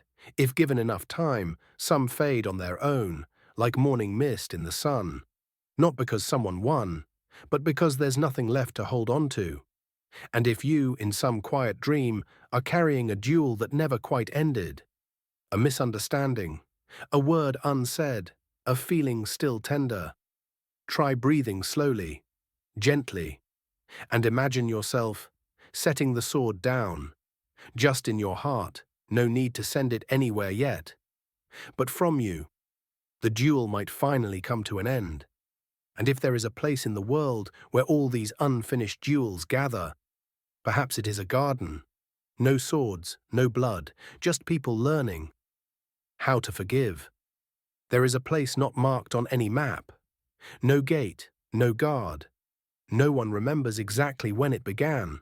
Only those who once carried an unfinished duel in their heart sometimes dream of it. A garden. Quiet, not large, just big enough for one person to sit, another to stand, and a third to set their sword down on the grass. Medieval folks called it the garden without duel. No one fights there, no one raises their voice. Only soft grass, smooth earth, and wild apple trees are growing along a crumbling fence, not planted to be picked. They grow because someone once tossed a seed there on their way out, someone who forgave, or was forgiven. or didn't want to carry anything anymore. This garden doesn't appear to the waking eye. You can't ride there in a carriage. You won't find it on any map. You'll only see it on some quiet night, deep in sleep, when you find yourself holding a broken sword, walking down a path littered with dry leaves, until you reach a mossy wooden gate that opens without a sound. Inside, the garden is waiting, and in the center is the person you once hated, once loved, once blamed, once misunderstood. You face each other. No one speaks first. There's no need. Because in this garden, words are replaced by silence, the most honest language between two hearts that have both been hurt. You set your sword down. So do they. No one asks who was right. No one demands an apology. There is only a quiet gaze, tired, gentle, as if two people have finally grown old enough to deserve a bench to sit on. In one corner, there's a stone bench covered in moss. The first person who ever found the garden sat there for a long time, said nothing, and since that day, anyone who learns how to lay down the sword in their heart can find their way there too. Not to tell stories, to sit and let the wind carry the old things away, soft as chalk dust. They say the garden doesn't hold anyone. You come, you forgive, you are forgiven, and then you leave. Lighter, quieter, and the next time you meet the one who once hurt you, you smile. I've been to the garden. I don't carry a sword anymore. No one knows where this garden is. Some say it lives in dreams. Others say it blooms in the heart when you're brave enough to drop a piece of anger.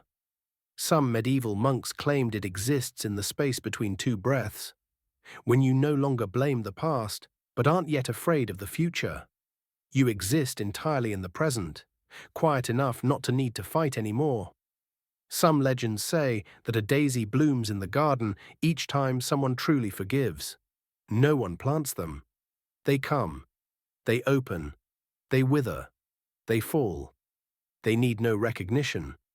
But once, someone dreamed they walked through the garden and counted 2,147 daisies, meaning at least 2,147 duels had ended without a single drop of blood. Some arrive at the garden and meet no one, just themselves and an older version of who they used to be, the version that once lashed out. Once I hurt someone, once I didn't know they were wrong, and when they sit across from their old self, they realize they're still growing. Not taller but quieter.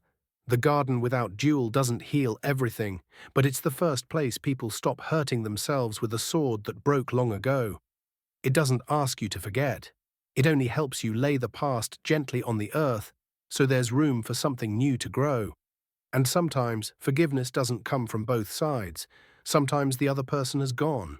Sometimes they can't hear you anymore. Sometimes you never get the apology. But you can still set the sword down in the garden, because forgiveness doesn't require an audience, only the desire to live lighter. And then you leave the garden. Take nothing with you, only a feeling, like removing a coat steeped in years of dust. You don't float away, you don't cry. You breathe easier, and maybe that's what the duel was always meant to give us. Not death, not victory, but the right moment to let go so we can keep living without always holding a sword in our chest.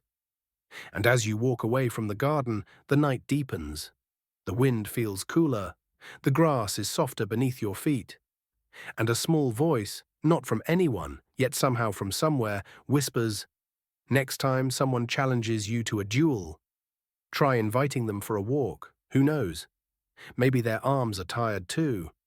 And then your steps carry you forward, into another place, another story, where duels are no longer a personal choice, but a tool of power written into law. Duels, once a private clash between two people defending their honor, slowly caught the attention of those in power. At first, they merely watched. Then they began organizing them. Then they wrote rules. And one day they declared, "From now on, if there's a dispute, you must request permission to duel." Sounds polite, sounds reasonable, but you know what? When you need permission to defend your honor, maybe your honor no longer belongs to you. And so the court stepped in. Princes, lords, bishops, even the royal treasurer began managing duels like a form of social capital. Who is allowed to duel? Who doesn't have enough status to deserve a duel? Who must wait for a verdict? Who needs to pay a fee before entering the arena? And guess what? People experiencing poverty weren't allowed to fight because they had no honor to defend. According to the new legal codes, honor came with land, noble lineage, and at least one pair of boots without holes in the toes. If insulted, commoners were only allowed to submit a written grievance or endure it. Meanwhile, nobles could challenge each other over the most absurd things. He ordered a stronger wine than mine. My honor is wounded. That man smirked at my hat. Unforgivable. My cat was chased by his dog. We duel at dawn. And so the arenas grew crowded with duels over hats, soups, and poorly timed glances. Worse still, some were forced to fight. Like a young heir, too green to rule, accused by his uncle of being too soft, and forced into a duel against a hired swordsman to prove he was worthy of the castle. Or a man ordered to duel by the local magistrate to entertain the town festival. Or worse yet, a woman required to command from afar in a duel representing her household, though she had no desire to fight, and the man fighting in her stead had never held a sword. Duels, once a symbol of personal liberty, were now used as a control tool. You couldn't choose when to fight, or whom, or why, and sometimes not even when to stop. There's a record of two noblemen who nearly stopped a duel after a ridiculous tumble made them both burst into laughter. But the official overseeing the fight shouted, "Honor has been summoned. There must be a clear result." And so they had to keep slashing, while still chuckling. Some regions even established duel courts. You had to submit your reason for dueling. If approved, you'd receive a license to strike. If denied, you were fined for insulting the system. The weak couldn't fight. Older people couldn't fight. Those with health conditions, or a history of dropping their sword when emotional, also couldn't fight. And in this suffocating world, those who once respected the blade began putting it away for good. They left the village, moved into the forest. They teach their children not how to fight, but how to live without needing to. If your honor depends on someone else's permission, then it's not your honor anymore. But some didn't retreat. They stayed. They received their license to strike, but when stepping forward, they bowed and said, "I have the right to fight, but I choose not to." And that silence rang louder than any sword. In the crowd, some mocked, some jeered, some fined them, but there were also young eyes watching, quietly seeing something different. A way of living that didn't require violence to prove oneself.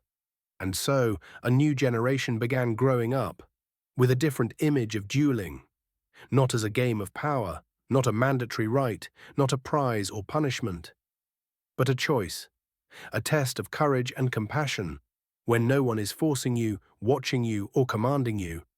And during that time, a series of parables began to spread, about a small town where the old laws were burned and a forge was rebuilt, not to make swords, but to craft hoes, shovels, and soup ladles. Because perhaps, living a simple life with hands that carry no weapons, it is the bravest act in a world that keeps demanding you strike back. And you know what? It was during this era of controlled duels that something else quietly emerged. The underground duel. No permissions, no witnesses, no stories to tell. Just two people, facing each other. For real. When every duel required an application, approval, a supervisor, and laws governing each swing of the blade, a small group quietly walked away from the square. They accepted dueling. They couldn't bear the thought that even a parry needed official approval. And so another world emerged, the world of unsanctioned duels. No grandstands, no drumroll, no voice shouting, "Begin." Just two people, a patch of open ground, a riverside field, or an abandoned stable at dawn. And silence. Silence so dense, you could hear your heartbeat through the coarse fabric of your shirt. No prizes, no titles, no witnesses, no retelling, and precisely because there was nothing to boast of, nothing to lose. These became the most honest duels. They were called duels in the dark, not because they happened at night, but because they required no spotlight, no recognition. Some opponents met at the forest's edge. They had clashed over land, an insult, a misunderstood word. They knew they weren't allowed to duel publicly. They lacked the rank, the wealth, and the legal justification. So they chose to fight privately. No referees, no judges, just them and the lingering feeling inside, needing to be released in a measured, restrained, and proper way. In these duels, no one wanted to kill. They just wanted to know, could they still stand their ground? Still hold a sword steady? Still look the other in the eye without fear? Could they walk away, after a bow, no longer carrying that gnawing unrest into the next winter? Sometimes the duel lasted one round, a single touch, a backward step, a quiet phrase. That's enough. I understand. And that was it. No winner needed, just clarity. Other times the duel stretched longer, not from hatred, but because neither wanted it to end too soon. Not to prove superiority, but because in the rhythm of swing, dodge, turn, retreat, they found a special kind of silence. Not silence from avoidance, but from full presence. You see, in a world of rules and rankings, some things get lost. Two people, one space, a real encounter, nothing but sincerity. That's why duels in the dark continued quietly. No guild, no club, no records of participants. Just one day, as you walk by the river, you see the grass flattened into two faint circles. Look closer, and you might notice light footprints, a few shallow slashes on a tree trunk, a scrap of fabric, dark brown, no insignia. No one explains it, but those who've lived in the village long enough simply murmur, "Looks like two people. Finally understood each other the old way." Some ask, if no one knows about it, what's the point of the duel? And the answer often is, it doesn't need to be known. It just needs to stop living in our chest. These duels held tears too, not from pain, but from someone finally saying something they'd buried for far too long. Sometimes someone returns from the dark, doesn't say a word, peels a carrot. But their hands are lighter, their eyes were clearer, and their morning greeting carries no edge. No one asks, no one demands a story, because everyone understands. That duel wasn't meant to be told, it was meant to stop being told. And so, in a world full of badges, permits, and applause, a quiet undercurrent flows in the opposite direction. Not loud, not advertised, but always there, nurturing what remains of honesty. Those who once stepped into that space, where there's no clapping, rarely return to performative games. They choose to live more slowly, live deeper, and teach their children not how to win, but how do you know when winning isn't necessary? And you know what? It's in that darkness, where no one sees each other clearly, that people often see each other most clearly. And then, like all things, there came a day when dueling disappeared entirely. No more fights, no more challenges, no more tales. And people began to wonder, where did all the duels go? There will come a time, just like every time before, when something once sacred, once desired, once sung into poems and etched into stone, suddenly disappears. No more challenges are issued. The fireside shares no more dueling stories. No cheering crowds, no monks solemnly debating honor after a strike. Dueling, once as fierce as a blade fresh from the forge, quietly retreats from daily life. No outcry, no funeral. Just one day, people notice, it's been a while since anyone wore a sword on their belt. You might ask, where did it go? Some say it died when laws interfered too much. Some say it died when the strong used it to crush the weak. Others sigh and say, it didn't die, it's just sleeping. Because what was once real doesn't vanish. It simply retreats inward. And it's true. Duels no longer take place in the streets. They now happen inside us, between two glances, between words held back in the throat, between two hands that touch, then withdraw. Dueling becomes a metaphor, not for swords, but for decisions. To forgive or not. To step forward or walk away. To cling to anger or let it drift away with the morning breeze. And strangely, even though no one mentions it anymore, dueling leaves traces. Like a faint groove in an old wooden door where the ancestral sword once hung. Like the sigh of an elder in the village whenever the weather turns cold, as if the season of fighting had returned. Like a nursery rhyme still sung by children. Take hands, turn once round, look straight, then bow down. No strike, just a gentle touch. Are we friends or foes now? Dueling also lives on in advice. Don't decide when angry. Don't repay hurt with hurt. Honor can't be touched if you carry it lightly. These sayings, you'll notice, are still whispered in homes where swords are long gone, but hot tea and quiet understanding remain. There was once a man who survived dozens of duels, who, in old age, became a teacher for children. Whenever two kids fought, he wouldn't yell. He'd hand them each a twig and say, "No need to hit. Just stand facing each other. Be still for 1 minute. If after 1 minute you still want to strike, go ahead. But if you can stay still, let it go." Most of them let go, because silence, at times, is more daunting than any blow. Dueling didn't disappear, it just changed clothes, no longer swinging swords, but swinging words, swinging silence, swinging choices, and how people choose to face each other still echoes the spirit of an old duel. Some duel in marriage. 3 days of silence, waiting to see who apologizes first. A kind of duel where no one wants to lose, but everyone's tired of dragging it out. Some duel at work, by refusing to admit fault, by quietly withdrawing, by sending an email with the boss CC'd. Some duel within themselves, not against another, but against ego, old wounds, the need to prove something, and they don't even realize they're dueling the old way, just in a modern setting. You see, dueling never left, it just stopped needing an audience. And perhaps, if you listen closely on a tranquil night, between the soft crackle of firewood, the slow rotation of a ceiling fan, and your steady breath as you drift into sleep, you might hear something. Not the clash of steel, not a war cry, but a whisper.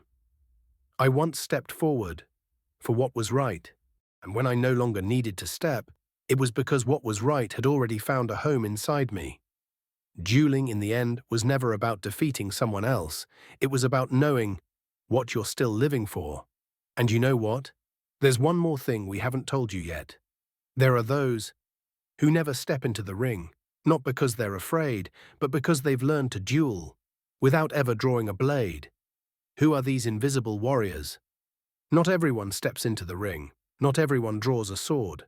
And strangely enough, some people never need to. They're not weak, not timid, not lazy. They simply know how to exist without resorting to violence, not even the violence of words.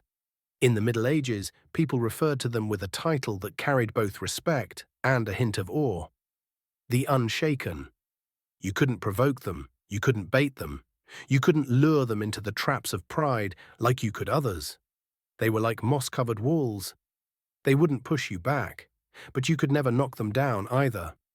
Once, a wealthy noble entered a tavern and mocked an older man quietly sipping his tea. An old man dares to sit at the center table. Your face offends me. How about a duel for honor? The older man simply took a sip, wiped his mouth and replied, "A dog may snarl at a cat. But I'm not a cat. I am this teapot. If you wish to duel, wait until the water boils." No one understood, but the noble was rattled and left. From that day on, whenever someone mentioned the older man, people would chuckle and say, "He's the teapot. No one ever reaches his boiling point." Calmness, in an age of blades and blood, was unsettling. It made you unpredictable.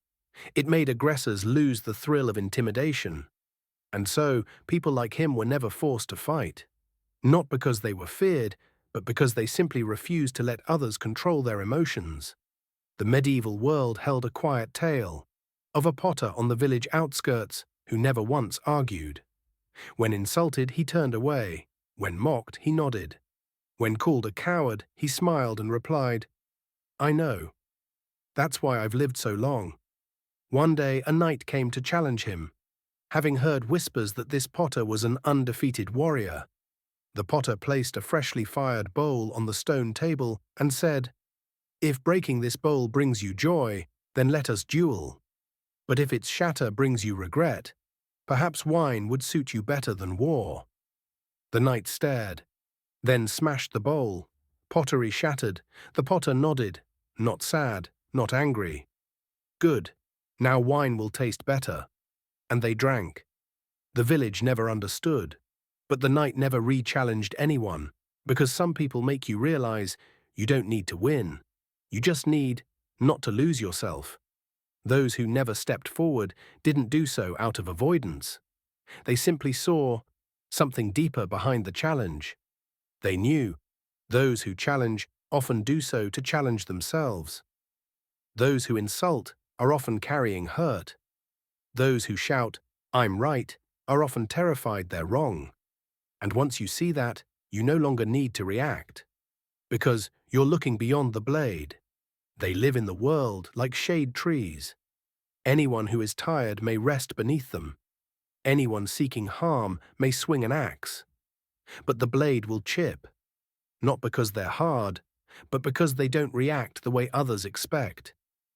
And you know what?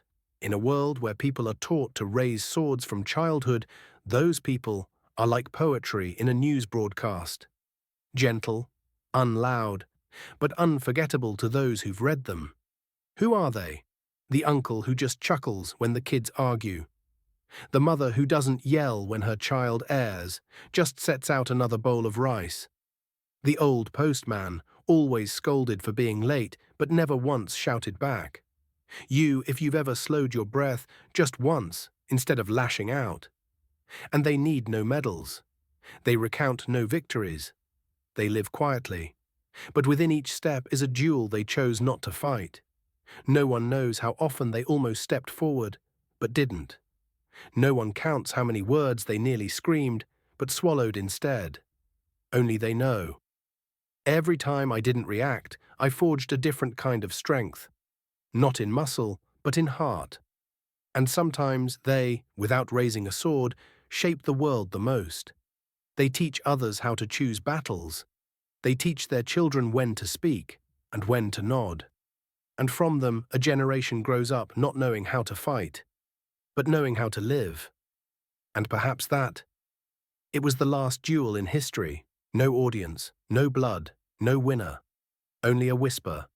You don't have to fight to prove your strength. You don't have to win to know you're right. But of course, even if people have learned to live without swords, in the collective memory, some legends remain. Dueling tales so strange, no one's sure they happened. Did you know? There are stories no one believes, yet no one dares to deny. They live quietly by the fire, in the whispers of the old, in the wide-eyed gaze of children hearing them for the first time, mouths agape before ducking under the blanket, as if they too had just swung a sword into the wind. These were duels that no one truly witnessed, no dates, no witnesses, only a tale and a shiver tracing the back of your neck. Some say there was once a duel between two warriors, each fighting only once in their lifetime, the first time and the last. They met at the edge of the world, where land no longer touches land and the mist never lifts. No one knows what provoked them, only that, as they fought, the wind stopped, and when they finally lowered their swords, the leaves began to drift backward. Old storytellers say their blades never touched, they struck thoughts instead. Each move was a memory, each stance is a question, and in the end, when neither could defeat the other, they laid down their swords, realizing, we don't need to fight each other. We're fighting the same thing, from opposite sides. Another tale tells of a duel in the fog between two blind opponents. Not out of hatred, but to prove a duel doesn't require eyes, only listening and feeling. They say that for 30 minutes nothing was seen, only the steady rhythm of clashing steel like a heartbeat. Then, silence. Both survived. Neither wounded, but from that day on, neither one spoke again, only smiled. When the wind changed direction, there's a legend of the longest duel, 365 days. Two warriors, one from the east, one from the west. Neither would strike first, because the rule was whoever struck first would lose in their own heart. So every morning they stood. Every evening they retreated. Day after day for a full year. And on the final day they both lowered their swords, embraced and said, "You are the bravest soul I have ever met." And that was it. Honor intact. Humanity is more profound than any blade. But the strangest legend of all, a duel with oneself. A man challenged his reflection in the mirror. No one knows whether he won or lost. Only that, the next morning, he no longer needed a mirror. He wandered from village to village, helping others, mending knives, fixing boots, sewing torn shirts. And when someone asked, "Why don't you ever get angry?" he replied, "I've already fought the one who hurt me the most, and in the end, I embraced him." These stories, you may believe them or not, but strangely, whenever they are told, the wind tends to blow. In some villages, old folks keep an empty wooden chair by the fire, called the seat for the one who fought the unseen duel. No one sits there, but everyone knows, if a stranger passes through, with faraway eyes and hands that never tremble, that chair is for them. No questions, no retellings, only more firewood, more tea. Because some duels are not meant to be told, only lived through in silence. You might say these are myths, but if you've ever carried anger for years, forgiven it in a single moment of silence, and felt your heart unlock, light as air, then you understand. A duel can be real, even if no one sees it.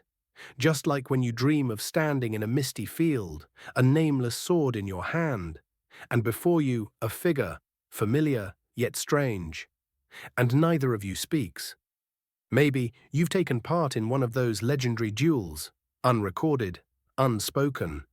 But the next morning, you wake up no longer angry at someone you once couldn't forgive. And perhaps you too have already been part of the stories no one believes they are real. And that is the true magic of history. It doesn't just live in books, it lives in the most minor things you can't explain. But there is one more kind of duel. One did not fight for honor, no conflict, nor misunderstanding, but for love and duels of love. They are dangerous, sweet, and aching like a half-finished poem. You used to think duels were about anger, about honor, about insults, about pride trampled like a pastry in the middle of a crowded market. But you forgot one thing. Nothing drives people madder than love. And in the Middle Ages, love was a complicated thing. You couldn't hold hands in public, couldn't give flowers unless her parents approved. Even writing a letter had to be done secretly, and it often went unanswered. So, in a world where emotions were bound by ceremony and swords, people began using swords to speak for the heart. A young blacksmith once challenged a knight to a duel simply because the knight had smiled, just smiled, at the girl he loved. The knight said nothing, just gave a faint nobleman's smile, like they did when passing a blooming flower. But to the blacksmith, that smile was a threat, a flirtation, and love, when touched, can be sharper than any blade. The duel happened at dawn. Cool breeze, soft light, and at the edge of the field, the girl stood silent, clutching a bundle of fresh herbs, unsure whether to cry or to run.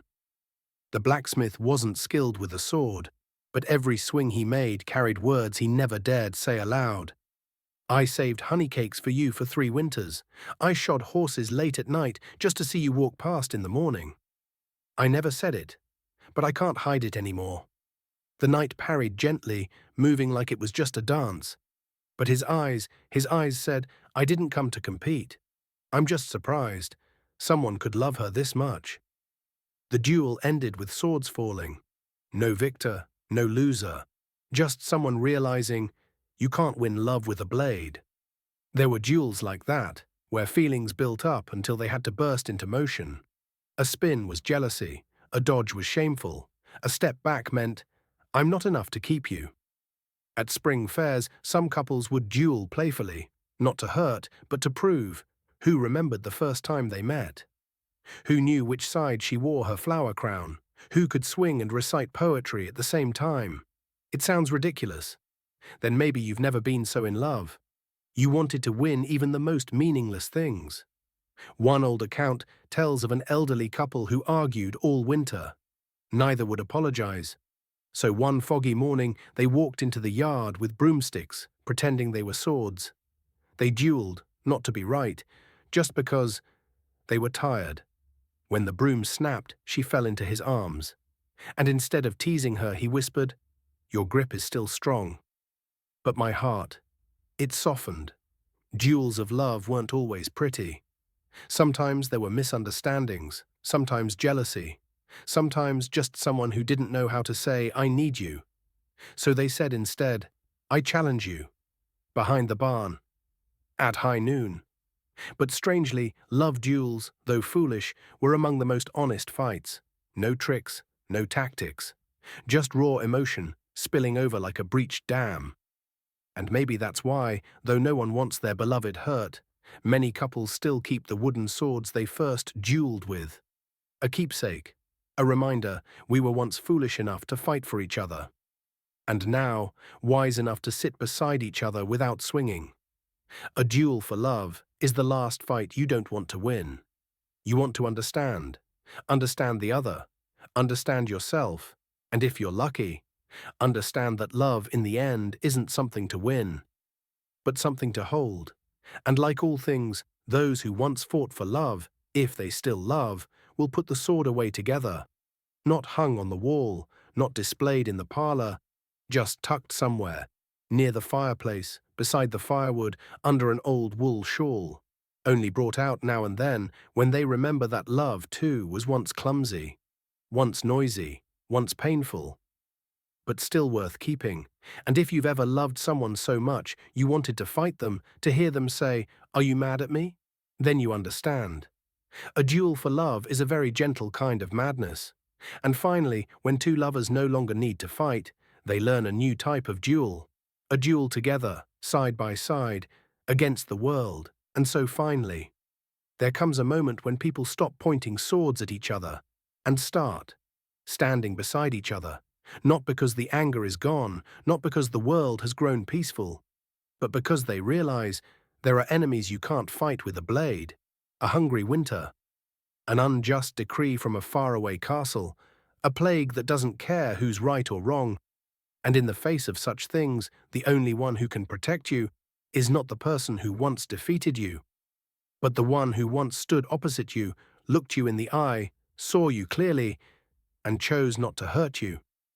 And so, those who once dueled begin to stand together. The rival in the village square becomes your teammate on the rooftop, patching holes before the rain. The one who once challenged you in the marketplace, now tear the last loaf of bread in half and share it. The two who once struck each other with swords, now strike down a crumbling kiln, rebuilding it so the village can stay warm.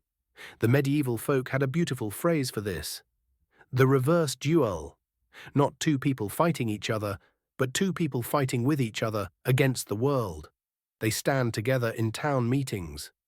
One speaks, the other nods. They take turns replying when a local lord raises the taxes. They sit beside each other at night, writing a letter to a widow who was evicted in winter. No swords, no blood, just presence, steady and unwavering.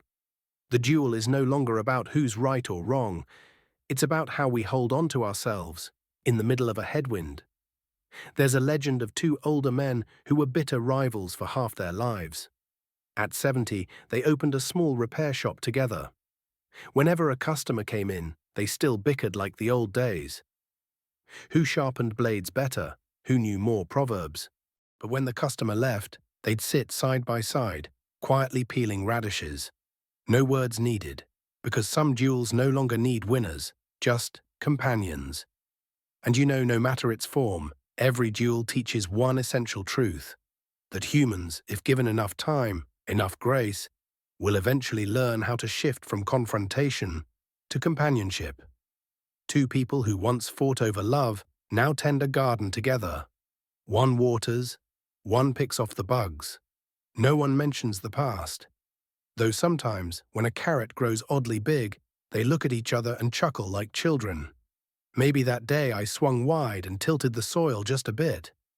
In the end, the duel was just a phase to see each other more clearly, to understand who stays, who disappears, who had the courage not to corner you, who had the compassion not to strike when they had the chance. In a world full of conflict and poor choices, sometimes the only thing that helps you stay upright, one person is standing beside you, not out of gain, not out of grudge. But we once understood each other, and like every old tale, the ending isn't about who marries whom or who wins. It's about two people walking together through a windy afternoon, saying nothing, just knowing. If one of them stops, the other will too. No reason needed, just never leaving the other behind. And that, dear friend, is the final form of the duel. No more swords, no more challenges, only trust. A trust forged in clashes, now transformed into a shelter. The night is deep now, and if you're still awake, maybe think of someone who once stood opposite you, an old friend, a family member, someone who hurt you. Imagine if the two of you didn't need to win, didn't need to be right, just needed to stand on the same side. How different might everything be? And if someday someone asks you, what was the last duel you ever fought? You might smile and answer, it wasn't a battle, it was a held hand. There is no final drum roll, no trumpet sounds to honor the last to leave the field. Only a quiet afternoon drifting by, like any other. Grass grows again where footprints once marked the earth. The blade is wiped clean, wrapped in cloth, and placed in an old chest. An older man sits by the doorway, eyes gazing far, but searching no longer. After every duel, something is always left behind. Not scars, not victory, not medals, but a heart that still beats, and someone who, after it all, still knows how to take a deep breath and keep living.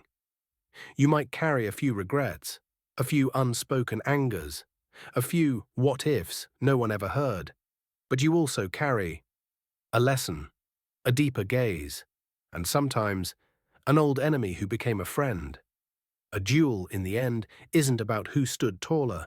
It's about knowing you lived, you loved, you hurt, and still chose gentleness. Some spend their youth swinging swords, and one day, they plant trees, they water them, and suddenly realize, each time a blade flew, they missed the sound of a flower blooming. What remains after every duel is not an echo, but silence, a full silence, like the final breath before sleep, like the words, I forgive you, spoken only in the heart. And when you realize you no longer need to win, no longer need to lose, no longer need anyone's approval, that is when you are powerful, strong in the gentlest way. Thank you for choosing to listen, in a world where everyone rushes to speak, wishing you the deepest sleep, and I'll see you again on the next journey.